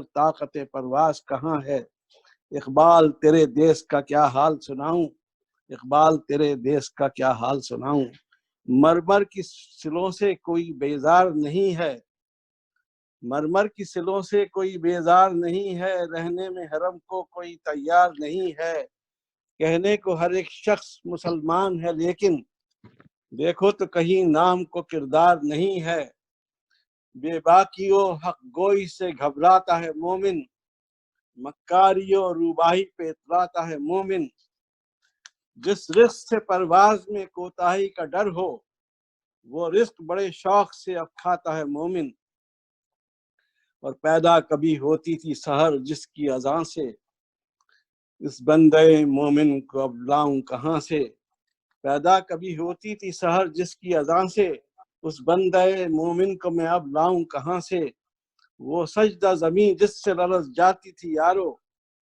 एक बार था हम छुट गए उस बारे गरां से, झगड़े हैं यहाँ सूबों के ज़ातों के नसब के, झगड़े हैं यहाँ सूबों के ज़ातों के नसब के, उगते हैं तहे साये गुल खार गज़ब के, ये देश है सबका मगर इसका नहीं कोई, ये देश है सबका मगर इसका नहीं कोई, इसके तने खस्ता पे तो अब दांत हैं सबके, महबूदों की सफ आज अयाजों से परे है, महबूदों की सफ आज अयाजों से परे है, जमहूर से सुल्तानी जमहूर डरे है, थामे हुए दामन है यहाँ पर जो खुदी का, थामे हुए दामन है यहाँ पर जो खुदी का, मरमर के जिए है कभी जीजी के मरे है, इकबाल तेरे देश का क्या हाल सुनाऊं, देखो तो जरा महलों के पर्दों को उठाकर, शमशीर और सना रखी है ताकों पे सजाकर,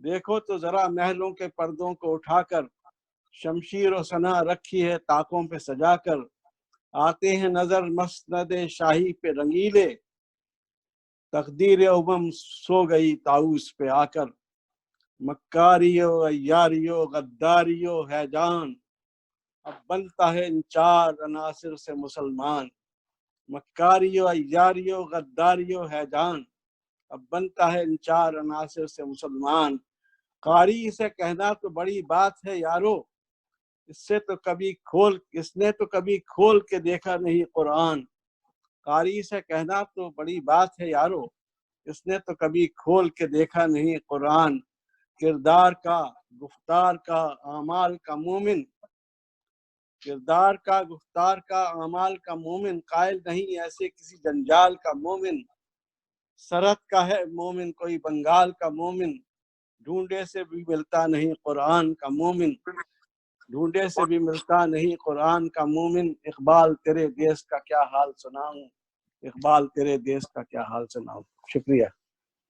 बहुत अच्छे, बहुत ही जबरदस्त माशाल्लाह, उर्दू घर में बहुत डाल ही दीजिएगा। बहुत खूबसूरत दादी साहब, बहुत अच्छा पेश किया। बहुत शुक्रिया। यही हाल है हम लोगों का आजकल। अच्छा जनाब, बहुत बहुत शुक्रिया। अगला नंबर हमारा डॉक्टर आमिर सलमान भाई का है। आप इकबाल के बारे में कुछ बताना चाहेंगे हमें? मैं एक्चुअली आज सुनने पे इत्तेफाक करूंगा, तो मैं पास कर। शुक्रिया आमिर भाई। तो अगला इसके बाद है सलमान सिद्दीकी।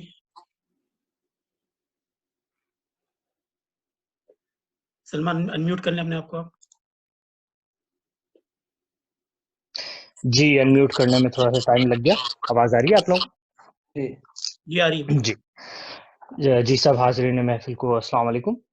मैं बस मुख्तसर बात करना चाहूँगा इस सवाल पे कि इकबाल शायर हैं या कुछ और हैं। तो اور ایکچولی اس سے بھی پہلے اگر ایک بات کی اجازت دی جائے، سوری بھول گیا، یہ میں نے لکھا ہوا تھا کہ یہ سوال اپنا کیا کہتے ہیں ہمارے شیخ اعجاز صاحب نے اٹھایا تھا ابھی 1-2 ہفتے پہلے کہ جو 9 نومبر تاریخ پیدائش کیوں ہے، غالباً اسی پہ کچھ بحث ہو رہی تھی کہ 9 نومبر 1877 کیوں تاریخ پیدائش مانی گئی. تو آج کی محفل میں کچھ پڑھنے کے سلسلے میں، تحقیق کے سلسلے میں، روزگار فقیر میں نے دیکھا کہ سید وحید الدین نے ایک پورا سیکشن ان کی تاریخ پیدائش پہ وقف کیا ہوا ہے، اور اس کے میں تقریباً 4-5-6 پیج کی مختلف دلائل اور مختلف ریفرنسز کے بعد وہ اس نتیجے پہ پہنچے ہیں کہ یہ 9 نومبر 1877 ہی صحیح تاریخ پیدائش ہے. اس کی جو صحیح سند وہ یہ دیتے ہیں کہ اقبال کو اپنی تاریخ پیدائش اسلامی کیلنڈر کے حساب سے یاد تھی، جو کہ 3 ذی القعدہ 1294 بنتی ہے. تو اس حساب سے 9 نومبر 1877 ہی بالکل صحیح ہے.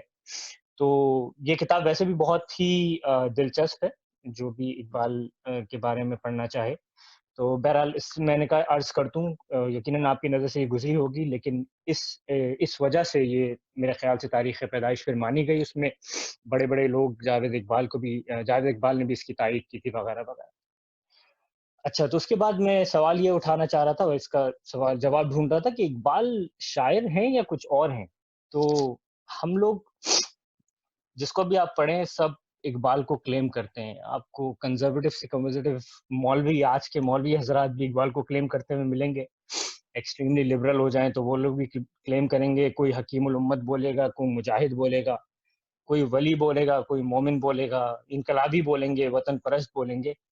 مگر میری رائے، اور اس میں بہت سارے کچھ نقاد ہیں ان کی بھی رائے یہ ہے کہ بھائی اقبال جو ہے نا وہ سب سے پہلے شاعر ایز اے شاعر وہ سب سے برتر ہیں، اور باقی سارے مقامات میرے خیال سے فروتر ہیں. شاعر جو ہے وہ ہر طرح سے اپنے افکار کا اظہار کرتا ہے، لیکن یہ ضروری نہیں ہے کہ وہ سارے افکار ہر موقع پہ ہر شعر میں بالکل وہی ہوں جس کا وہ، یعنی اس میں ایک ارتقائی عمل بھی ہوتا ہے. فار ایگزامپل میں اگر بات کروں تو میں یہ کہوں گا کہ اقبال کی شاعری یقینی طور پہ ایسی ہے کہ آپ جب تک تاریخی حوالوں سے واقف نہ ہوں، آپ تلمیحات سے واقف نہ ہوں، اسلامی اور مغربی فلسفے اور تاریخ سے واقف نہ ہوں، آپ نہیں سمجھ سکتے اس کو اس طرح. ٹھیک ہے، آپ کو لغت بھی چاہیے، آپ کو انسائکلوپیڈیا بھی چاہیے، مگر ایٹ دا سیم ٹائم اس میں بہت ساری باتیں ایسی آ جاتی ہیں. فار ایگزامپل کہ علم کے بارے میں اکثر اقبال کے اشعار ایسے ہوتے ہیں جس سے ایسا لگتا ہے کہ یہ علم دوست نہیں ہے، حالانکہ اس سے زیادہ چیز کوئی حقیقت کے خلاف نہیں ہو سکتی، لیکن اپنی شاعری میں اور زور پیدا کرنے کے لیے. اور دوسری بات یہ کہ اپنے ٹائم پہ، جس ٹائم کے وہ شاعر تھے، جو وقت وہ اپنے مسلمانوں کے اوپر دیکھ رہے تھے، اس وقت وہی رویہ صحیح تھا. تو بعض جگہوں پہ ان کی اس طرح کے جس طرح اشعار ہیں، اگر میں پیش کروں کہ تو اپنی خودی اگر نہ کھوتا، زناری برگساں اگر نہ ہوتا، ہیگل کا صدف گوہر سے خالی ہے، اس کا طلسم سب خیالی. اب دیکھیں انہوں نے برگساں کو جو ہے اور ہیگل کو، اتنے بڑے بڑے فلسفیوں کو ایک طرح سے بالکل ڈیگریڈ کر دیا، رائٹ. لیکن سب لوگ واقف ہیں کہ ان کا خود مسلمہ یہ بات ہے کہ ان کی اپنی فکر کے اوپر مغربی فلسفیوں کا، جس میں کانٹ، برگساں، ہیگل، یہ سب لوگ شامل ہیں، ان کا کس قدر زیادہ اثر ہے. اور خودی کی جہاں تک بات ہوتی ہے، ارسطو کی ٹرو سیلف، فرائڈ کا سپر ایگو، نیچے کا سپر مین، یہ سب لوگ ان کی خودی کے مجموعی نہیں تو عناصر میں ضرور شامل ہیں. تو اس لیے بہت ساری چیزوں کو اگر ہم لوگ لٹرل لے لیتے ہیں، جو کہ آئی تھنک ہم لوگ تھوڑا کنفیوز ہو جاتے ہیں. تو میرا اس پہ یہ ہے کہ انہوں نے بہت سے شعر کہے، لیکن بہت ساری چیزیں زمانے کے تقاضے کے حساب سے بھی دی. فار ایگزامپل اگر آپ 70 سال 100 سال پہلے کی دیکھیں شاعری، تو اس وقت مسلمان امت کا بہت برا حال تھا بنسبت اس کے جو کہ آج ہے. اس وقت بہت سارے مسلمان ملک آزاد بھی نہیں تھے، تعلیمی طور پہ تو پیچھے تھے، مگر زیادہ تر چیزوں کو اس وقت ضرورت کی ہوئی تھی کہ مسلمان بحیثیت قوم اپنے آپ کو پہچانے، آزادی حاصل کریں اور ایک جد و جہد کریں جس سے ان کا دنیا میں مقام بڑھے. اسی وجہ سے میرے نزدیک انہوں نے اپنی اسلامک آئیڈینٹی اور مسلمانوں کی قوم پرستی کو انہوں نے بہت زیادہ فروغ دیا، جو کہ اس زمانے کی ضرورت تھی. ٹھیک ہے. لیکن میری رائے یہ ہے اگر آج اقبال زندہ ہوتے نا تو وہ جس طرح بلیغ نے بات کی میں بہت زیادہ ایگری کرتا ہوں اس بات سے کہ وہ سب سے زیادہ اس پہ زور دیتے کہ آپ علم الاشیاء حاصل کریں. علم الاشیاء میں قرآن کی اصطلاح استعمال کر رہا ہوں. اس کا مقصد یہی ہے کہ آپ جدید تعلیم فزیکل سائنسز کی تعلیم حاصل کیجیے تاکہ آپ دنیا میں ترقی کر سکیں. ٹھیک ہے آپ نے آزادی حاصل کر لی لیکن جو نظم ابھی زیدی صاحب نے سنائی بالکل یہی بات ہے. اگر وہ شاید وہ بھی یہی نظم لکھتے کہ بھائی اتنا اگر برا حال ہے آپ کا آزادی کے بعد بھی تو آپ ایسا نہ کریں, آپ صحیح مسلمان ہیں وہ سب بات اپنی جگہ, مگر دنیا میں ترقی کرنے کے لیے اپنا مقام حاصل کرنے کے لیے اب آپ کو علم حاصل کرنا ہے اور علم الاشیاء حاصل کرنا ہے.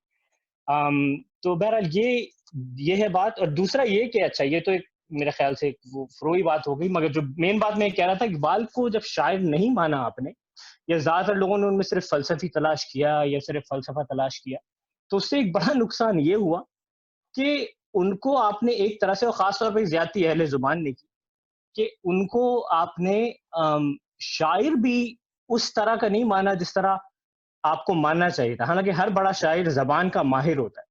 تو اس سلسلے میں ایک چھوٹا سا اقتباس پڑھوں گا شمس الرحمان فاروقی صاحب کا, اور ہو سکتا ہے آپ حضرات سے ایگری کریں کہ پہلے تو آپ نے ان کو شاعر سے ہٹ کر فلسفی بنا دیا, ٹھیک ہے, لیکن پہلا مقام جب شاعر کا ہے, لیکن وہ اگر آپ نہیں دیتے تو ہوتا کیا ہے کہ آپ ان کو زبان میں بھی جس صنعت کے مستحق ہیں وہ بھی نہیں دی جاتی. سو فار ایگزامپل یہ فاروقی صاحب لکھتے ہیں آج یہ عالم ہے کہ اگر میں کسی لفظ کے بارے میں سند مانگوں تو آپ ڈھونڈ ڈھانڈ کے کسی مجہول لکھنوی یا محمل دہلوی کا شعر نکال لیں گے, لیکن فیض, راشد, میرا جی اور شاعر مشرق ترجمان حقیقت ڈاکٹر علامہ اقبال کا شعر پیش کرنے کا تصور آپ کے خیال و خیال میں بھی نہیں آئے گا.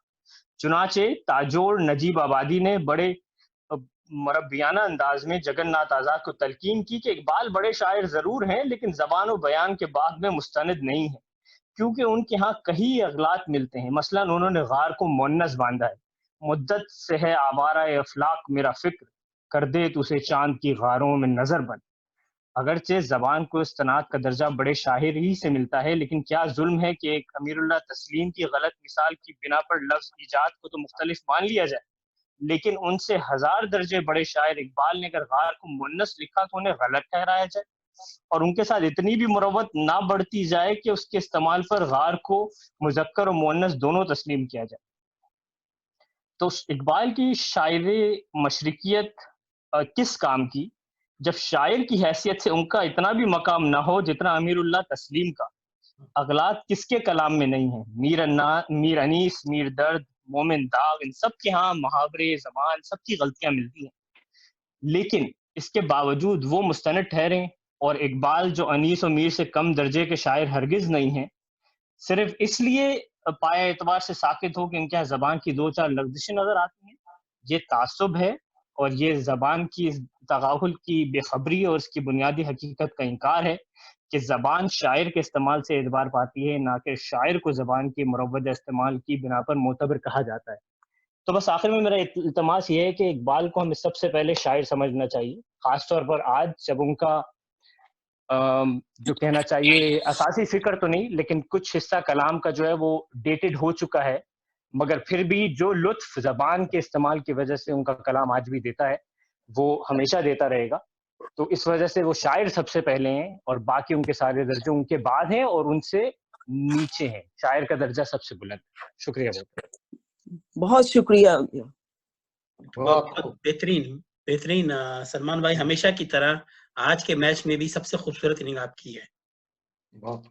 بہت مزہ آیا, بہت ہی دلچسپ بات کی آپ نے. محفل کو لوٹ لیا. محفل کو لوٹ لیا جناب انہوں نے.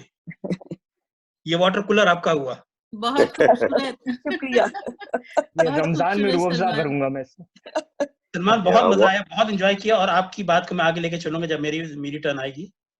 تو اگلا جو ہے ہمارے پاس فہرست میں نام ہے محترمہ طلعت خان صاحبہ کا, جو کہ اقبال کی مرد مومن اللہ اور اس کے رسول سے محبت کے بارے میں اظہار خیال کریں گی. محترمہ طلعت خان صاحبہ. جی السلام علیکم. وعلیکم السلام. وعلیکم السلام. بہت اچھا لگ رہا ہے, سب لوگوں کے بہترین مقالے ہیں اب تک, تو بہت خوبصورت چیزیں سننے کو ملی ہیں. تو میری بھی ایک چھوٹی سی کوشش ہے اقبال کے مرد مومن کے بارے میں, اور ہم یہ دیکھتے ہیں کہ اقبال کا مرد مومن کون ہے، تو میری نظر میں تو وہ ایک ایسا شاہکار ہے کہ جو نہ تو گردش ایام کا مارا ہوا انسان ہے اور نہ ہی وہ دنیاوی عشق اور لالچ میں گھرا ہوا بیچارہ انسان ہے۔ اقبال کا مرد مومن وہ ایک ایسا راجکمار ہے جو کائنات میں اللہ کے نائب اور خلیفہ کی حیثیت سے آیا ہے۔ وہ کسی بھی قوم کا ہتھیار بھی ہے اور سپہ سہلار بھی ہے۔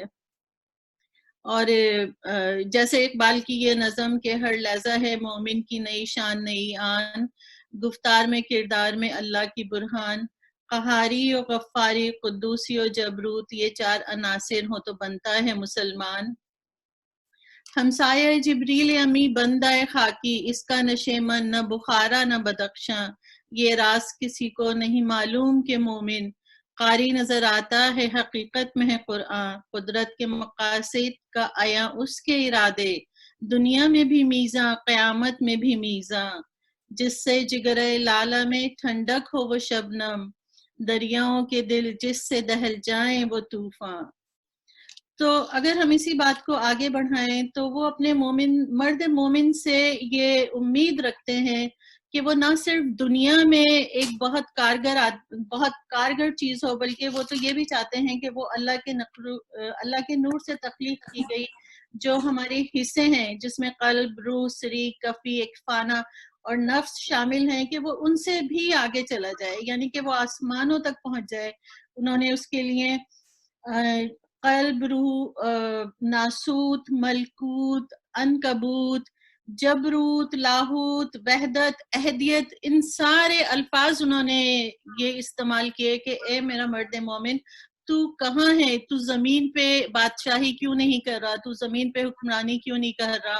تو زمین پہ رہبری کیوں نہیں کر رہا؟ میں تو تجھے آسمان کی وسعتوں سے بھی آگے دیکھنا چاہتا ہوں، میں تو تجھے جبریل امی سے بھی آگے دیکھنا چاہتا ہوں۔ وہ یہ کہتے ہیں کہ ہر ایک مقام سے آگے مقام حیات ہے تیرا، ہر ایک مقام سے آگے ہے مقام حیات تیرا، حیات ذوق سفر کے سوا کچھ بھی نہیں۔ ان کا مرد مومن اقبال کا ایک ہتھیار ہے۔ اقبال کا مرد مومن وہ حضرت حیدر کرار کا پیکار ہے۔ ان کا مرد مومن وہ مرد مومن ہے جسے وہ ٹیپو سلطان کی تلوار میں دیکھتے ہیں۔ ان کا مرد مومن وہ مرد مومن ہے جسے وہ محمود غزنوی کی یلغار میں دیکھتے ہیں۔ آج اقبال کا مرد مومن جو شاہین تھا، ہمیں بہت افسوس کے ساتھ کہنا پڑتا ہے کہ آج وہ شاہین نہیں نظر آتا، وہ کرگس کا روپ دھارے ہوئے ہے۔ اقبال کا مرد مومن سمندر کا سینہ چیرنے والا اور پہاڑوں کو پاش پاش کرنے والا انسان ہے۔ لیکن یہاں میں بلیغ بھائی کی اس بات سے بالکل اتفاق کروں گی کہ جس طرح بلیغ بھائی نے کہا کہ ان کی قردبہ کی مسجد میں جو ان کا میسج ہے وہ وقت ہے، واقعی وہ وقت ہے، اور ہم وقت پتہ نہیں حالات کے ہاتھوں یا ہماری کیا مجبوریاں ہیں کہ ہم نے یا تو وقت کو پیچھے چھوڑ دیا ہے یا پتہ نہیں وقت نے ہم کو پیچھے چھوڑ دیا ہے کہ ہم اس نہج پہ نہیں ہیں جہاں کہ ہمیں ہونا چاہیے تھا، جہاں کہ ہمیں دنیا کی رہبری کرنی چاہیے تھی، ہم اس نہج سے بالکل ہٹ گئے ہیں۔ حالانکہ ان کے ہاں تو ہاتھ ہے اللہ کا، بندہ مومن کا ہاتھ، غالب و کار آفری، کار کشا کار ساز۔ وہ کہتے ہیں کہ خاکی و نوری نہاد بندہ مولا صفات، ہر دو جہاں سے غنی اس کا دل بے نیاز، ان کی امیدیں قلیل ان کے مقاصد جلیل، ادا اس کی دل فریب اس کی نگاہ دل نواز، بزم دل گفتگو گرم دل جستجو، رزم ہو یا بزم ہو پاک دل و پاک باز، نقطہ پرکار حق مرد خدا کا یقین اور یہ عالم تمام وہم طلسم مجاز، عقل کی منزل ہے وہ عشق کا حاصل ہے وہ، حلقہ آفاق میں گرمی محفل ہے وہ۔ تو بس آخر میں تو میں یہی کہوں گی کہ خدا سے یہ دعا ہے کہ اس کا مرد مومن ہمیں وقت کے ساتھ ساتھ اور انہی صفات کا حامل کسی طرح واپس آ جائے جس کی انہوں نے ہم سے امید کی ہے، جس کا جو وہ چاہتے ہیں، ان کا خیال، ان کا پیام تو واقعی بہت ہی اعلیٰ اور آفاقی ہے، لیکن کاش کہ ہم وہاں تک پہنچ جائیں۔ اگر میرے پاس ٹائم ہو تو بتا دیں، میں کچھ اور بھی کہنا چاہتی ہوں، ورنہ میں یہیں پہ اپنی اختتام کرتی ہوں۔ 5 منٹ ویسے ہو گئے ہیں، لیکن اگر آپ بات مکمل کرنا چاہتی ہیں 1 منٹ زیادہ لے لیں تو صدر محفل کی اجازت سے آپ کر سکتی ہیں۔ چلیں ٹھیک ہے، پھر میں یہیں پہ کرتی ہوں، کیونکہ ماشاءاللہ آج ہمارے پاس حسنی صاحب آپ کا بہت شکریہ، آپ اتنی کاوش کرتے ہیں اور یہ محفل ارینج کرتے ہیں، بہت خوبصورت محفل ہوتی ہے، سارے ابھی تک جتنے پروگرام ہوئے ہیں، اور شیخ اعجاز صاحب نے یہ ٹاپک چوز کیا تو ماشاءاللہ بہت اچھا ہے۔ میں آج یہیں اختتام کرتی ہوں، پھر انشاءاللہ نیکسٹ میٹنگ میں بہت شکریہ طلعت صاحبہ، بہت شکریہ شکریہ۔ طلعت۔ بہت خوب۔ اب یہ تھی محترمہ طلعت خان صاحبہ، اور اس کے بعد جناب میں اپنے ریحان قیصر بھائی کو دعوت کلام دوں گا۔ السلام علیکم۔ وعلیکم السلام۔ میں نے کوئی ایسے نہ موضوع چنا ہے اور نہ میں لکھ کے بولنے والا آدمی، جو دماغ میں آتا ہے، جو منہ میں آتا ہے، وہ اچھے الفاظ میں بولنے کی کوشش کرتا ہوں میں۔ تو میں آپ لوگ سے کچھ کمنٹ بھی چاہوں گا بعد میں جو میں کہہ رہا ہوں، اور میں کچھ اپنے خیالات بھی پیش کروں گا۔ اقبال کے بارے میں لوگ کہتے ہیں یہ شاعر مشرق ہے، میں ان کو شاعر مشرق، مغرب، جنوب اور شمال سب کہتا ہوں، کہ ان کی شاعری جو ہے وہ ایک، جیسے سلمان نے کہا، شاعر بھی ہیں، فلسفی بھی ہیں، سب کچھ ہے، لیکن اس کے ساتھ ساتھ ان کے کہیں کہیں باتوں میں کچھ کافی یا تو کنفیوژن دکھتی ہے مجھ کو، یا یہ کہ دور کی بات ہے۔ فار ایگزامپل وہ اب جیسے ہمارے یہ ہے کہ جی شاعر جنہوں نے خواب دیکھا تھا پاکستان کا، حالانکہ ان کا 1938 میں انتقال ہو گیا تھا، 40 میں تقررات، ایک ان کے دماغ میں مسلمانوں کے لیے تھا، جو ہمارے جو ایک مذہبی طبقہ ہے اس نے اس کو مذہب کے لبادے میں اوڑھ کے پاکستان کا شاعر بنا دیا۔ میں جب بھی کبھی ہیوسٹن سے ڈیلس جاتا ہوں، یوزلی جب کیلیفورنیا میں ایلین اور سین فرانسسکو جاتا تھا، تو میں کسی ساتھ میں کسی کو لینے کو وجہ کوشش کرتا اکیلے جاؤں، کوئی بور آدمی کے بجائے، اور راستے میں شکوہ جواب شکوہ، خاص طور پہ صابری کی آواز میں مجھے اتنا پسند ہے کہ وہ ابھی بھی میں سنتا ہوں، تو ہر دفعہ جب میں سنتا ہوں تو مجھے ایک نیا ایک اس میں رنگ دکھتا ہے اور نئی ایک چیز دکھائی دیتی ہے، ایک چیز۔ دوسری چیز، شاید ہم لوگوں میں یہ خرابی ہے کہ ہم ہر اچھے بولنے والے کو یا ہر اچھے انسان کو، کہ ہر انسان بھی اچھا ہوتا ہے، یہاں پورا مغرب اچھے انسانوں سے بھرا پڑے، یہاں پہ ایک سے پڑھے جس وقت ڈونیشن بڑی بڑی کر رہے ہیں، انڈیا میں پڑا ہوا ہے، لیکن ہماری کوشش یہ ہے کہ اچھا اگر ایک انسان ہے مسلمانوں میں تو اس کو ٹوپی پہنا کے ایک ملا کا وہ ایک روپ دے دیں، جیسے آپ دیکھیں جناح صاحب کو، انہوں نے زندگی میں شاید ایک آدھ دفعہ ٹوپی پہنی ہو۔ میں جب ایل اے میں رہتا تھا تو میں ایک دن لائبریری میں بیٹھا تھا، تو ان ایک جناح کے بارے میں کتاب تھی کہ بہت ان کی تعریفیں تھی، جھوٹ کبھی نہیں بولا، ساتھ میں یہ بھی لکھا جی شراب بھی پیتے تھے، سور بھی کھاتے تھے۔ تو اسی طرح ہم نے اقبال کو بھی ایک مذہبی طبقہ بنا دیا۔ ہاں، ان کے جو نظریات تھے اسلام کے بارے میں، تو میں یہ سمجھتا ہوں اوروں چند اور کو علاوہ جو مودودی نے ایک فکر دی، مودودی نے جو فکر دی اسلام کے بارے میں، اگر اسی کو بغیر داڑھی کے کسی نے فکر دی تو وہ میں کہتا ہوں ہمارے محمد اقبال، علامہ محمد اقبال صاحب تھے، جنہوں نے اس خوبصورتی سے صحیح مذہب کو پیش کیا کہ واقعی مذہب کو سمجھنے میں اور مذہب کو پڑھنے میں مزہ آیا۔ اور ان کے میں نے سنا ہے ان کے 300 سے 400 شعر ہیں جو ملاؤں اور یہ جو یہ خاص جو ایک طبقہ ہوتا ہے ملائیت والا، اس کے خلاف ہے، اور اگر آپ لوگوں کے پاس ہو تو یقیناً مجھے دیے گا، مجھے اس کی بہت ضرورت ہوتی ہے۔ جیسے ان کا ایک شعر ہے، قوم کیا چیز ہے، قوم کی امامت کیا ہے، اس کو کیا سمجھے بیچارے 2 رکعت کے امام۔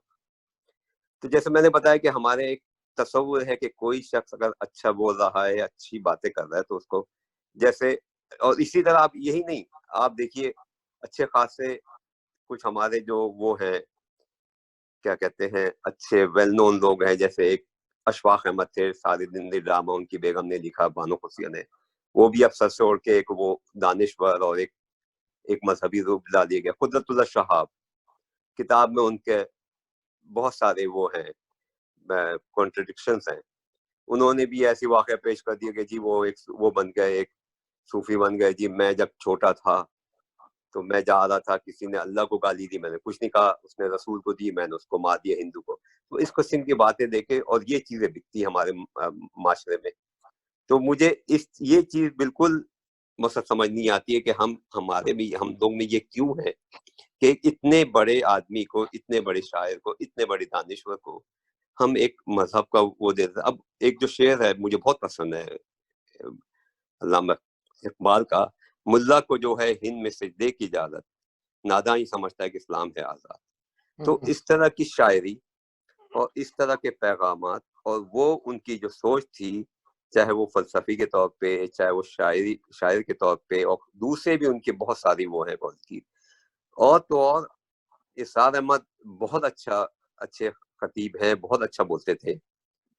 وہ آپ دیکھیں تو وہ جو ہے ان کی اور جاوید اقبال میں, ان میں کانٹرڈکشن ہے. جاوید اقبال ان کو ایک مذہبی آدمی اتنا نہیں مانتے جتنا وہ مانتے تھے.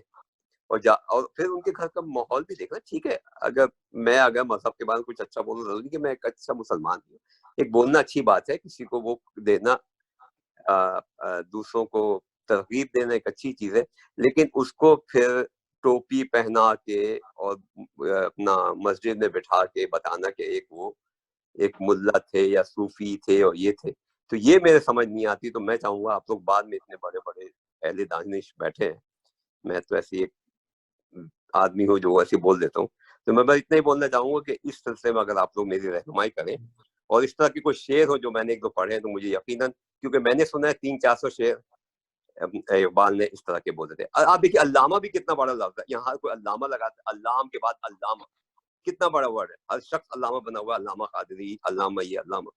تو بس میں اسی پہ بات ختم کروں گا. اگر میری بات کوئی آپ لوگوں کو بری لگے تو میں معذرت چاہوں گا. بہت خوب, ماشاء اللہ. بہت بہت شکریہ ریحان بھائی.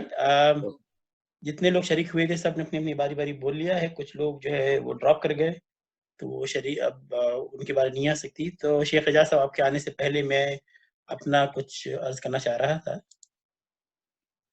ارشاد. دیکھیے, میرا جو موضوع ہے وہ 5 اقبال ہے. نظر آ رہا ہے اپنا؟ نہیں آ رہا؟ جی بالکل. اچھا جناب, 5 اقبال اس حوالے سے کہ ہندوستان, پاکستان, ایران اور مغرب میں اقبال مختلف طریقے سے دیکھا جاتا ہے, اور پھر ایک منکرین اقبال بھی ہے جن کا تھوڑا اشارہ سلمان بھائی نے بھی کیا تھا ابھی. اور یہاں پہ سلمان اور ریحان بھائی, آپ دونوں کی باتوں کو میں آگے لے کے چلوں گا. بہت شکریہ. تو پہلا تو اس میں یہ ہندوستان کا اقبال کون سا ہے صاحب؟ اگر بلا شبہ, بلا مبالغہ, اردو زبان کا سب سے مشہور مصرع ہے, سارے جہاں سے اچھا ہندوستان ہمارا. اس وجہ سے کیونکہ جتنے بھی اقبال کو پسند کرنے والے ہیں ان کو یہ مصرع پتہ ہے, اور ہندوستان کے اندر چاہے وہ گجراتی بولنے والا ہو, چاہے بنگالی بولنے والا ہو, چاہے وہ ہندی بولنے والا ہو, اسے اردو کا یہ شعر نہیں تو پورا کم سے کم یہ مصرع ضرور یاد ہوگا, کیونکہ ہندوستان کے اندر اس سے تقریباً وہی حیثیت حاصل ہے جو ان کو اپنے قومی ترانے کی حیثیت حاصل ہے. اس حوالے سے ہندوستان کا اقبال ایک نیشنلسٹ, ایک قوم پرست اقبال ہے, جو کہ جس کا ترانہ ہندی, جس سے یہ شعر لیا گیا ہے, وہ آج بھی ان کے ملٹری بینڈ کا حصہ ہے. اور اسے جب آزادی کے دنوں میں لہو گرم رکھنے کا یہ ہے ایک بہانہ کے طور پہ اس شعر کو استعمال کیا گیا, اور لوگوں کی سمجھ بھی آیا, اور اس نے بہت کارآمد رہا. یہ ہندوستان میں اقبال کی جو مسلمانوں کے یا اسلام کے بارے میں شاعری ہے اس کی کوئی انکار نہیں ہے, لیکن جس پہلو پہ زیادہ روشنی دی جاتی ہے وہ یہ ہے کہ یہ ایک قوم پرست شاعر تھے جنہوں نے ہندوستان کے فطری حسن کو بھی اجاگر کیا. اب دیکھیں, 9ویں جماعت میں تھے جب انہوں نے ہمالیہ لکھی تھی, بہت خوبصورت نظم ہے, اور 9ویں جماعت کی طالب علم سے تو وہ ایک انکریڈیبل, ایک فینٹاسٹک سے کہتے ہیں اس حوالے سے. پھر اس کے بعد یہ کہتے ہیں کہ جناب اسے یہ مسلمانوں کا شاعر کہنا زیادتی ہوگی, کیونکہ آپ دیکھیں انہوں نے رام کے بارے میں بھی نظم کہی, انہوں نے گرو نانک کے بارے میں بھی کہا, گوتم بدھ کے بارے میں بھی کہا. پھر ایک گایتری منتر ہوتا ہے ہندوؤں کا, ایک عبادت کا, انہوں نے آفتاب کے نام سے اس کا ترجمہ کیا اردو زبان میں. تو یہاں ان میں سے ان کے بانگ درا تک, جب یہ سب بانگ درا میں چھپی تھی, تو ابتدائی دور جو ہے ان کا وہ بالکل قوم پرست والا ہے. کسی طریقے سے نہ تو اس میں کوئی مذہب کا شائبہ ہے، نہ ہی اس میں کوئی تفریق کی بات ہے کہ وہ ہے نا مذہب نہیں سکھاتا اوروں سے بیر رکھنا. تو یہ سب چیزیں وہ ہندوستان کا جو اپنا ایک اپنی جو ایک فکر ہے، اپنی آئیڈینٹی ہے، اس کے ساتھ میل کھاتا ہے. یہاں تک کہ انہوں نے بعد میں جلیانوالہ باغ کے بارے میں بھی اشعار کہے تھے، جو کہ اور آپ مجھے اردو شعرا میں نظر نہیں آئے سوائے اقبال کے. تو اقبال کو جس طرح انڈیا میں دیکھا جاتا ہے، وہ ایک نیشنلسٹ پوئٹ کے طور پہ دیکھا جاتا ہے، اور اس کے انہوں نے وہاں پہ بڑی قدر منزلت بھی ہے. وہاں پہ ان کے انہوں نے ڈاک ٹکٹ بھی اس کے جاری کیے، اور حال ہی میں چند برس پہلے مغربی بنگال میں ان کو ایوارڈ بھی دیا گیا پوسٹمسلی بعد از مرگ. اور ابھی بھی میں نے جگہ پڑھا تھا، لیکن مجھے وہ خبر نہیں ملی کہ وہاں بنگال میں ٹیگور اور اقبال کی جشن سالانہ طور پہ منائے جاتے ہیں. تو یہ ہے ہمارے ہندوستان کا اقبال. اس کے برعکس اگر آپ پاکستان کا اقبال دیکھیں تو ہم اسے کہتے ہیں کہ مفکر پاکستان ہے اور ہمارا قومی شاعر ہے. اور جناب یہ حکیم الامت بھی ہیں، جن کو اسلام کی صحیح فکر تھی، اسلام کی صحیح سمجھ تھی، ملائیت کے یہ خلاف تھے.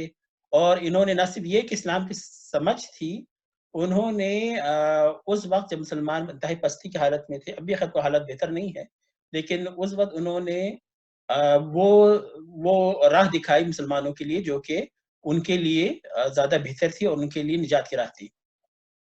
ہم انہیں 20ویں صدی کے سب سے بڑے اردو شاعر کے طور پر دیکھتے ہیں. ہم نے جناب ان کو اس پیڈسٹل پر رکھ دیا ہے جس کا بھی ریحان قیصر نے ذکر کیا کہ ان کو دائیں سے بائیں سبھی لوگ ان کی پذیرائی کرتے ہیں اور ہر ایک اپنے دکان ان کے نام سے چمکاتا ہے. ہم نے ان کے نام پہ اوپن یونیورسٹی بنا دی، پتہ نہیں کتنے ادارے بنائے، ڈاک ٹکٹ نکال رہے ہیں. ہر سال ہم نے ان کا یوم اقبال منا رہے ہیں.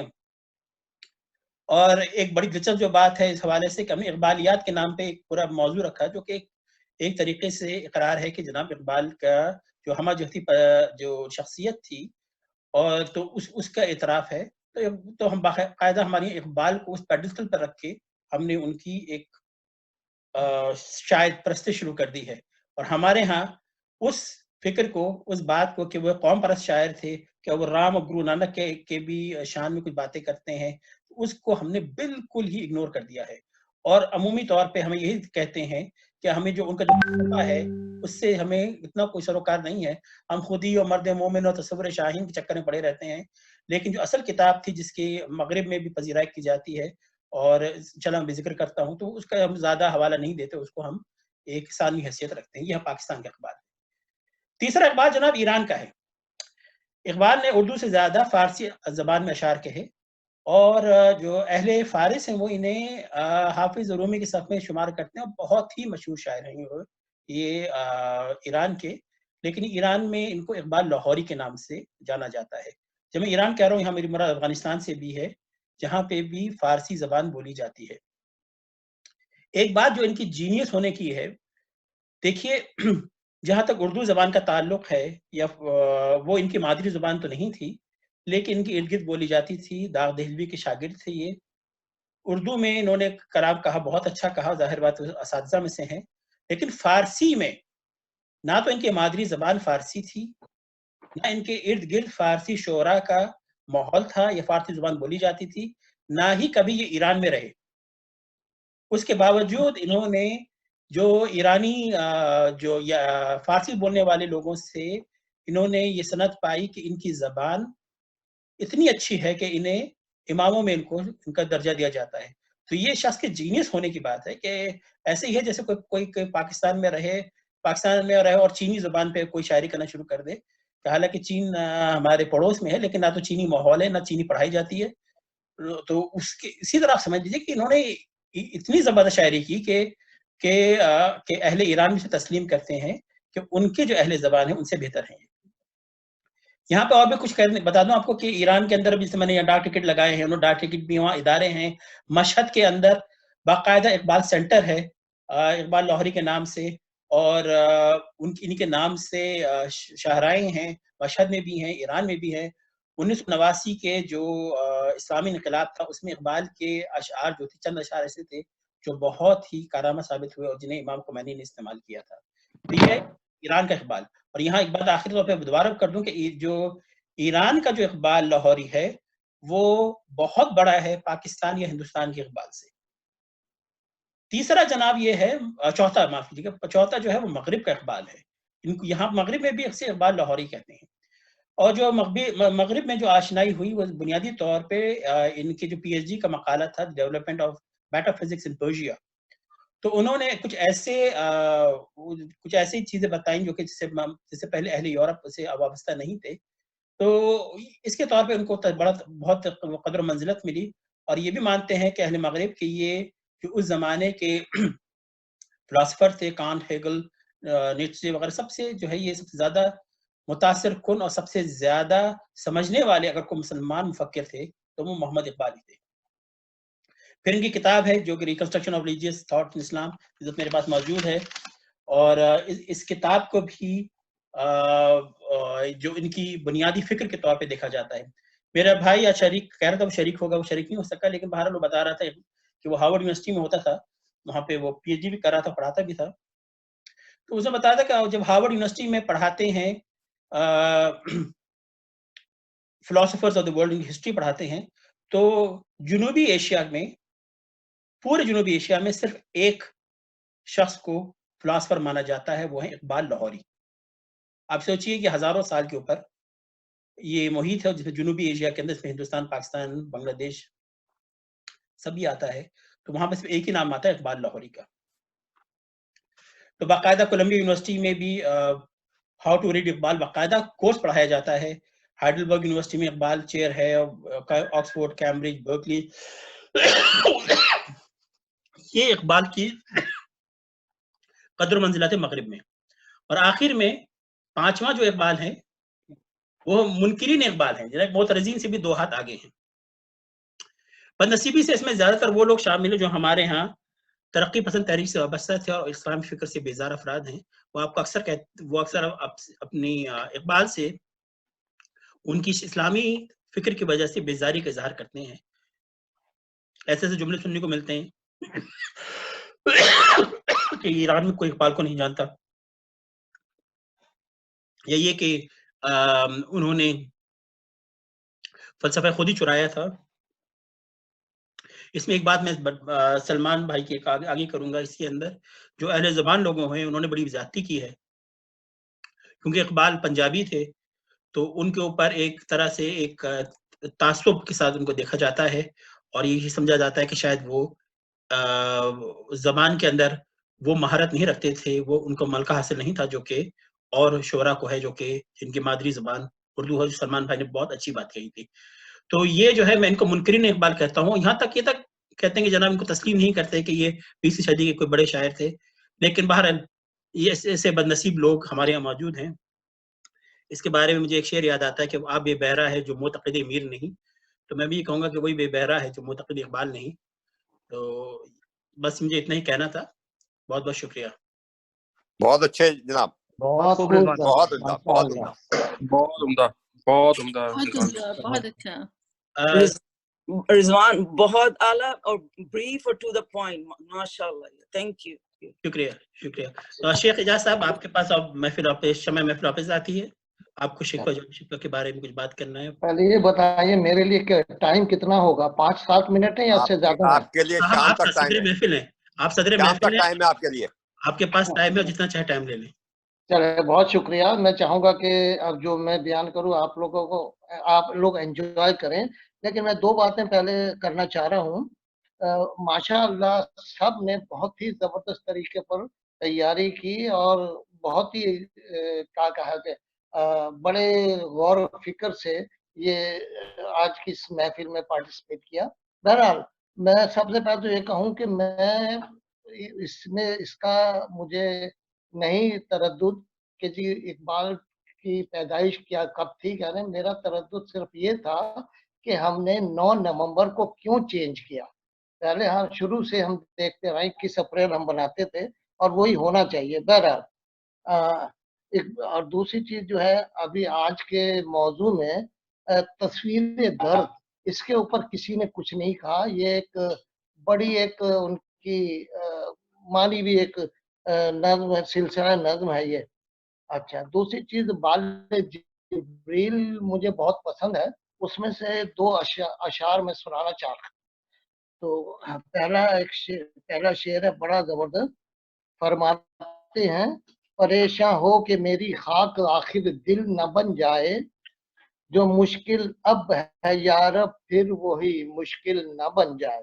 और 2 अशार आगे हैं। मताए बेबहा है दर्द सोजे आरज़ू मंदी, मुकाम बंदगी देकर ननु शाने खुदा बंदी, तेरे आजाद बंदों की न ये दुनिया न वो दुनिया, यहाँ मरने की पाबंदी वहाँ जीने की पाबंदी। मुझे अशार बहुत पसंद है। तो लीजिए अब मैं शुरू कर रहा हूँ शिकवा और जवाब शिकवा। इकबाल की शायरी के बेशुमार पहलू हैं जिनको अहाता तहरीर में लाने के लिए काफी वक्त दरकार होगा। साथ में दिमागी सलाहियतों को बरूकार लाना पड़ेगा जो किसी फर्द वाहिद के लिए नामुमकिनात में से है। फिर वक्त अल्लामा इकबाल का शाहकार शिकवा और जवाब शिकवा पर लब कुशाई की जाएगी। कितने अफसोस की बात है कि अल्लाह और उसके रसूल से वालहाना अकीदत और प्यार रखने वाले को मुख्तलिफ अंदाज में जख्म पहुंचाई गई, यहाँ तक कि इस मासूम पर कुफर का फतवा तक लगाया गया। इस बना पर कि इसने हम मुसलमानों के आमाल को उजागर किया और बुराइयों से पर्दा उठाया। इसने क्या बुरा किया? अल्लाह का खलीफा और नाइब बनकर लोगों के ऐसे जवाबात दिए कि सबके मुंह बंद हो गए। हमें सोचना चाहिए कि जब हम कलाम पाक की तलावत करते हैं और इन्ना अंजलना या इन्ना आतैना कल कौसर कहते हैं, तो इसका मतलब ये नहीं होता कि हमने नाजिल किया या हमने तुम्हें अता किया। कहते तो हम अपनी जुबान से हैं, लेकिन मुराद अल्लाह ताला की अजीम जात होती है। शिकवा जवाब शिकवा में साफ नजर आ रहा है कि इकबाल को हमारा कितना दर्द है। वो अपने गम को छुपाने के बजाय उजागर कर रहा है और हमें गैरत, हमीयत, खुदी, ये सब ये औसाफ इंसानी पैदा करने की कोशिश कर रहा है। तो लीजिए पहले मैं इकबाल के चंद बंद जो के शिकवा के वो सुनाना चाहता हूँ। फरमाते हैं है बजा शेवाए तस्लीम में मशहूर हैं हम, किस्साए दर्द सुनाते हैं कि मजबूर हैं हम, साद खामोश हैं फरियाद से मामूर हैं हम, नाला आता है अगर लब पे तो माजूर हैं हम, ए खुदा शिकवाए अरबाब वफा भी सुन ले, खूगरे हमद से थोड़ा सा गिला भी सुन ले। आगे फरमाते हैं यानी ये जो रिप्रेजेंट कर रहे हैं हम लोगों को, हम जो शिकवा अल्लाह से कर रहे हैं। हमसे पहले था आजब तेरे जहां का मंजर, कहीं मसजूद थे पत्थर कहीं माबूद शजर, कुगरे पैक करे महसूस थी इंसान की नजर, मानता फिर कोई अनदेखे खुदा को क्यों कर, तुझको मालूम है लेता था कोई नाम तेरा, कुव्वते बाजुए मुस्लिम ने किया काम तेरा, बस रहे थे यहीं सल्जूक भी तुरानी भी, अहले चीन में ईरान में सासानी भी, इसी मामूर में आबाद थे यूनानी भी, इसी दुनिया में यहूदी भी थे नसरानी भी, पर तेरे नाम पे तलवार उठाई किसने, बात जो बिगड़ी हुई थी वो बनाई किसने, चल न सकते थे अगर जंग में अड़ जाते थे, पांव शेरों के भी मैदान से उखड़ जाते थे, तुझसे सरकश हुआ कोई तो बिगड़ जाते थे, तेग क्या चीज है हम तोप से लड़ जाते थे, नक्श तौहीद का हर दिल पे बिठाया हमने, जेरे खंजर भी ये पैगाम सुनाया हमने, तू ही कहते कि उखाड़ा दरे खैबर किसने, शहर कैसर का जो था उसको किया सर किसने, तोड़े मखलूक खुदावंदों के पैकर किसने, काट कर रख दिए कुफ्फार के लश्कर किसने, किसने ठंडा किया आतिश कदए ईरा को, किसने फिर जिंदा किया तज़किराए यज़दा को, आ गया ऐन लड़ाई में अगर वक्त नमाज, قبلہ رو ہو کے زمیں بوس ہوئی قوم حجاز، ایک ہی صف میں کھڑے ہو گئے محمود و ایاز، نہ کوئی بندہ رہا اور نہ کوئی بندہ نواز، بندہ و صاحب و محتاج و غنی ایک ہوئے، تیری سرکار میں پہنچے تو سبھی ایک ہوئے،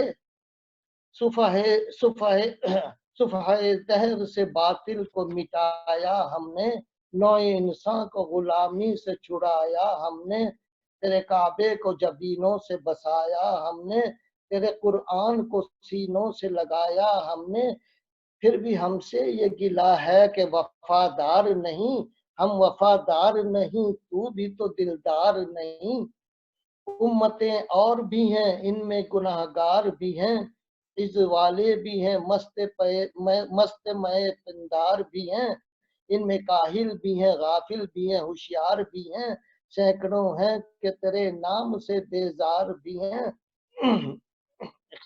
رحمتیں ہیں تیری اغیار کے کاشانوں پر، برق گرتی ہے تو بیچارے مسلمانوں پر، بت صنم خانوں میں کہتے ہیں مسلمان گئے، اے خوشی ان کو کہ کعبے کے نگہبان گئے، منزل دہر سے اونٹوں کے خودی خوان گئے، اپنے بغلوں میں دبائے ہوئے قرآن گئے، خندزن کفر ہے احساس تجھے ہے کہ نہیں، اپنی توحید کا کچھ پاس تجھے ہے کہ نہیں، یہ شکایت نہیں ہے ان کے خزانے معمور، نہیں محفل میں جنہیں بات بھی کرنے کا شعور، قہر تو یہ ہے کہ کافر کو ملے حور و قصور، اور بیچارے مسلمان کو فقط وعدہ حور، اب وہ الطاف نہیں ہم پہ عنایات نہیں، بات یہ کیا ہے کہ پہلی سی مدارات نہیں،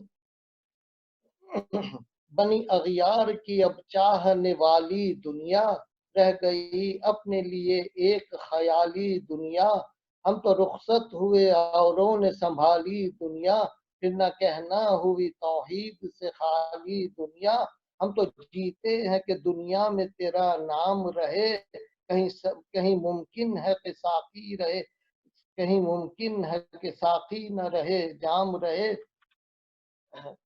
دو چار اور ہیں، عشق کی خیر وہ پہلی سی ادا بھی نہ سہی، زیادہ پیمائی یہ تسلیم و رضا بھی نہ سہی، مضطرب دل صفت قبلہ نما بھی نہ سہی، اور پابندی آئین وفا بھی نہ سہی، کبھی ہم سے کبھی غیروں سے شناسائی ہے، بات کہنے کی نہیں تو بھی تو ہر جائی ہے،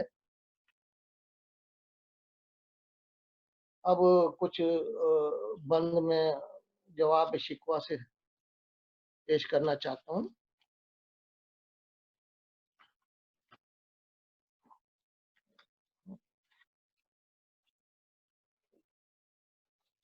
جواب شکوہ سے یہ جو مجھے پسند ہے میں نے وہی لیے ہیں، یہ ریپریزنٹ کر رہے ہیں اللہ تعالیٰ کو، ہم تو مائل بکرم ہیں کوئی سائل ہی نہیں، راہ دکھلائیں کسے راہ رب منزل ہی نہیں، تربیت عام تو ہے جوہر قابل ہی نہیں، جس سے تعمیر ہو آدم کی یہ وہ گل ہی نہیں، کوئی قابل ہو تو ہم شان کئی دیتے ہیں، ڈھونڈنے والوں کو دنیا بھی نہیں دیتے ہیں، وہ بھی دن تھے کہ یہی مایہ رعنائی تھا، نادش موسم گل لالہ صحرائی تھا، جو مسلمان تھا اللہ کا سودائی تھا، کبھی محبوب تمہارا یہی ہر جائی تھا، کسی یکجائی سے اب عہد غلامی کر لو، ملت احمد مرسل کو مقامی کر دو، کس قدر تم پہ گراں صبح کی بیداری ہے، ہم سے کب پیار ہے ہاں نیند تمہیں پیاری ہے، تب آزاد پہ قید رمضاں بھاری ہے، تمہیں کہہ دو یہی آئین وفاداری ہے، قوم مذہب سے ہے مذہب جو نہیں تم بھی نہیں، جذب باہم جو نہیں محفل انجم بھی نہیں، जिनको आता नहीं दुनिया में कोई फन तुम हो, नहीं जिस कौम को परवाए नशेमन तुम हो, बिजलियां जिसमें हो आसूदा वो खरमन तुम हो, बेच खाते हैं जो असलाफ के मदफन तुम हो निको नाम जो कब्रों की तिजारत करके, क्या न बेचोगे जो मिल जाए सनम पत्थर के। सुफाए दहर से बातिल को मिटाया किसने, नौ इंसान को गुलामी से छुड़ाया किसने, मेरे काबे को जबीनों से बसाया किसने, मेरे कुरान को सीनों से लगाया किसने, थे तो आबा वो तुम्हारे ही मगर तुम क्या हो, हाथ पर हाथ धरे मुंतजिरे पर्दा हो। क्या कहा बहर मुसलमान है फकत बाद हूँ, शिकवा बेजा भी करे कोई तो लाजिम है शऊर, अदल है फातिर हस्ती का अजल से दस्तूर, मुस्लिम आई हुआ काफिर तो मिले हूर कसूर, तुम में हूरों का कोई चाहने वाला ही नहीं, जलवाए तूर तो मौजूद है मूसा ही नहीं। मुनफात एक है इस कौम की, नुकसान भी एक ही सबका नबी, दीन भी ईमान भी एक, हर में पाक भी अल्लाह भी कुरान भी एक, कुछ बड़ी बात थी होते जो मुसलमान भी एक, फिरका बंदी है कहीं और कहीं जाते हैं, क्या जमाने में पनपने की यही बातें हैं, जाके होते हैं मसाजिद में सफारा तो गरीब, जहमत रोजा जो करते हैं गवारा तो गरीब, नाम लेता है अगर कोई हमारा तो गरीब, पर्दा रखता है अगर कोई तुम्हारा तो गरीब, उमरा नशे दौलत में है गाफिल हमसे, जिंदा है मिल्लत बैजा गुरबा के दम से। अब ये उलमा के ऊपर इन्होंने कहा है, वाइज़े कौम की वो पुख्ता ख्याली न रही, बत तबई न रही, शौला मकाली न रही, रह गई रस्म अज़ा रूह बलाली न रही, फलसफा रह गया तलकीन गजाली न रही, मस्जिद मरसियां खाहें के नमाजी न रहे, यानी वो साहिब औसाफ हिजाजी न रहे। शोर है हो गए दुनिया से मुसलमान नाबूद, हम ये कहते हैं कि थे भी कहीं मुस्लिम मौजूद, विदा में तुम हो नसारा तो तमद्दुन में हनूद, ये मुसलमान हैं जिन्हें देख के शर्माए यहूद, यूं तो सैयद भी हो मिर्जा भी हो अफगान भी हो, तुम सभी कुछ हो बताओ तो मुसलमान भी हो।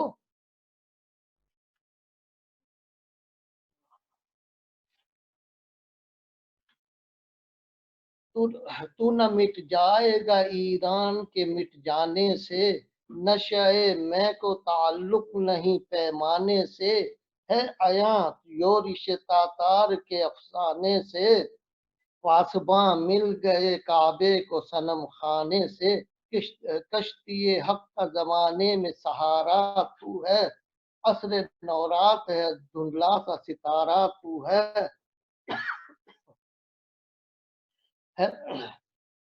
मिस्ल बू कैद है गुंचे में परेशान हो जा, रख्त बरदोश हवाए चमनिस्तां हो जा, है तिनक माय तू जर्रे से बयामा हो जा, नगमाए मौज से हंगामाए तूफान हो जा, कुव्वते इश्क से हर पस्त को बाला कर दे, दहर में इसमें मोहम्मद से उजाला कर दे।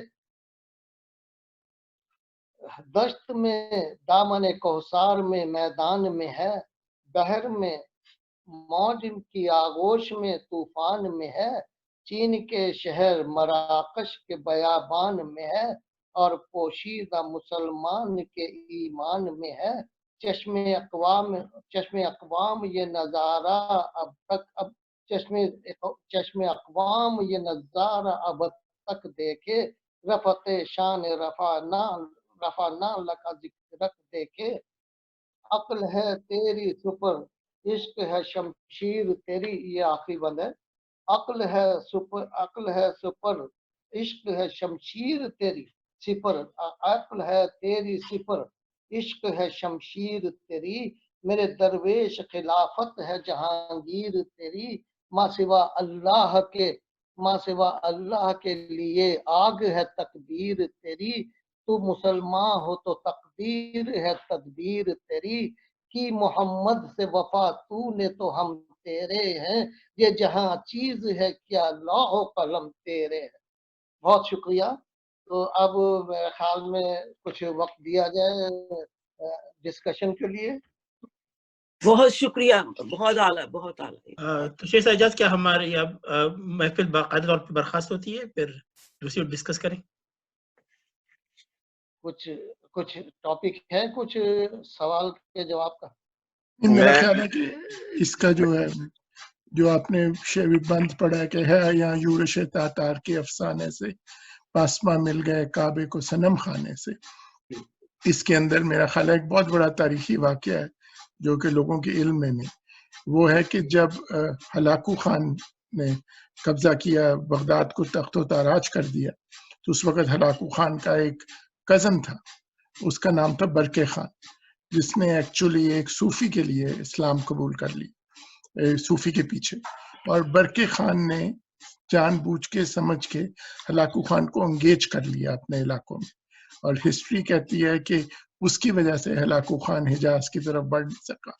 تو یہ واقعہ ایک عمومی واقعہ نہیں، اگر آپ ہسٹری کے بکس پڑھیں تو یہ بڑا خاص واقعہ ہے کہ ہے یا یورش تاتار کے افسانے سے پاسپا مل گئے کعبے کو صنم خانے سے، اور اس میں پروبیبلی جو ریفرنس ہے وہ برقے خان کی۔ اور اس کے ساتھ ایک چھوٹی سی بات اور بھی ہے کہ اسلام کو بھی صوفیوں کے اس سے کبھی انکار نہیں کر سکتے کہ ایکچولی برقے خان نے جو تھا ایک صوفی کے پیچھے اسلام قبول کیا تھا، جس نے ہلاکو خان کو بہت دور تک انگیج رکھا، جب تک کہ مسلمانوں کو ٹائم مل گیا سنبھلنے کا۔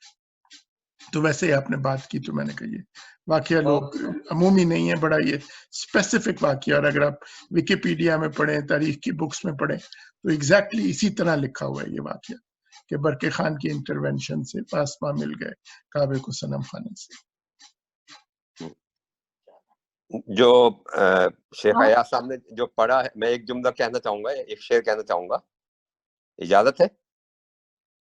بالکل جی وہ جو ابھی انہوں نے پڑھا تھا، اس میں ایک شعر تھا، ایک ہی صف میں کھڑے ہو گئے محمود و ایاز، نہ کوئی بندہ رہا نہ کوئی بندہ نواز، کیونکہ اب وہ حالات ایسے کہ ساتھ ساتھ کھڑے نہیں ہو سکتے، تو اب یہ شعر تو نہیں پڑھنا چاہیے، اس کے بعد یوں پڑھ لینا چاہیے، ایک ہی صف میں کھڑے ہو گئے محمود و ایاز، محمود کچھ ہی کا پھر نظر نہیں آیا یاز۔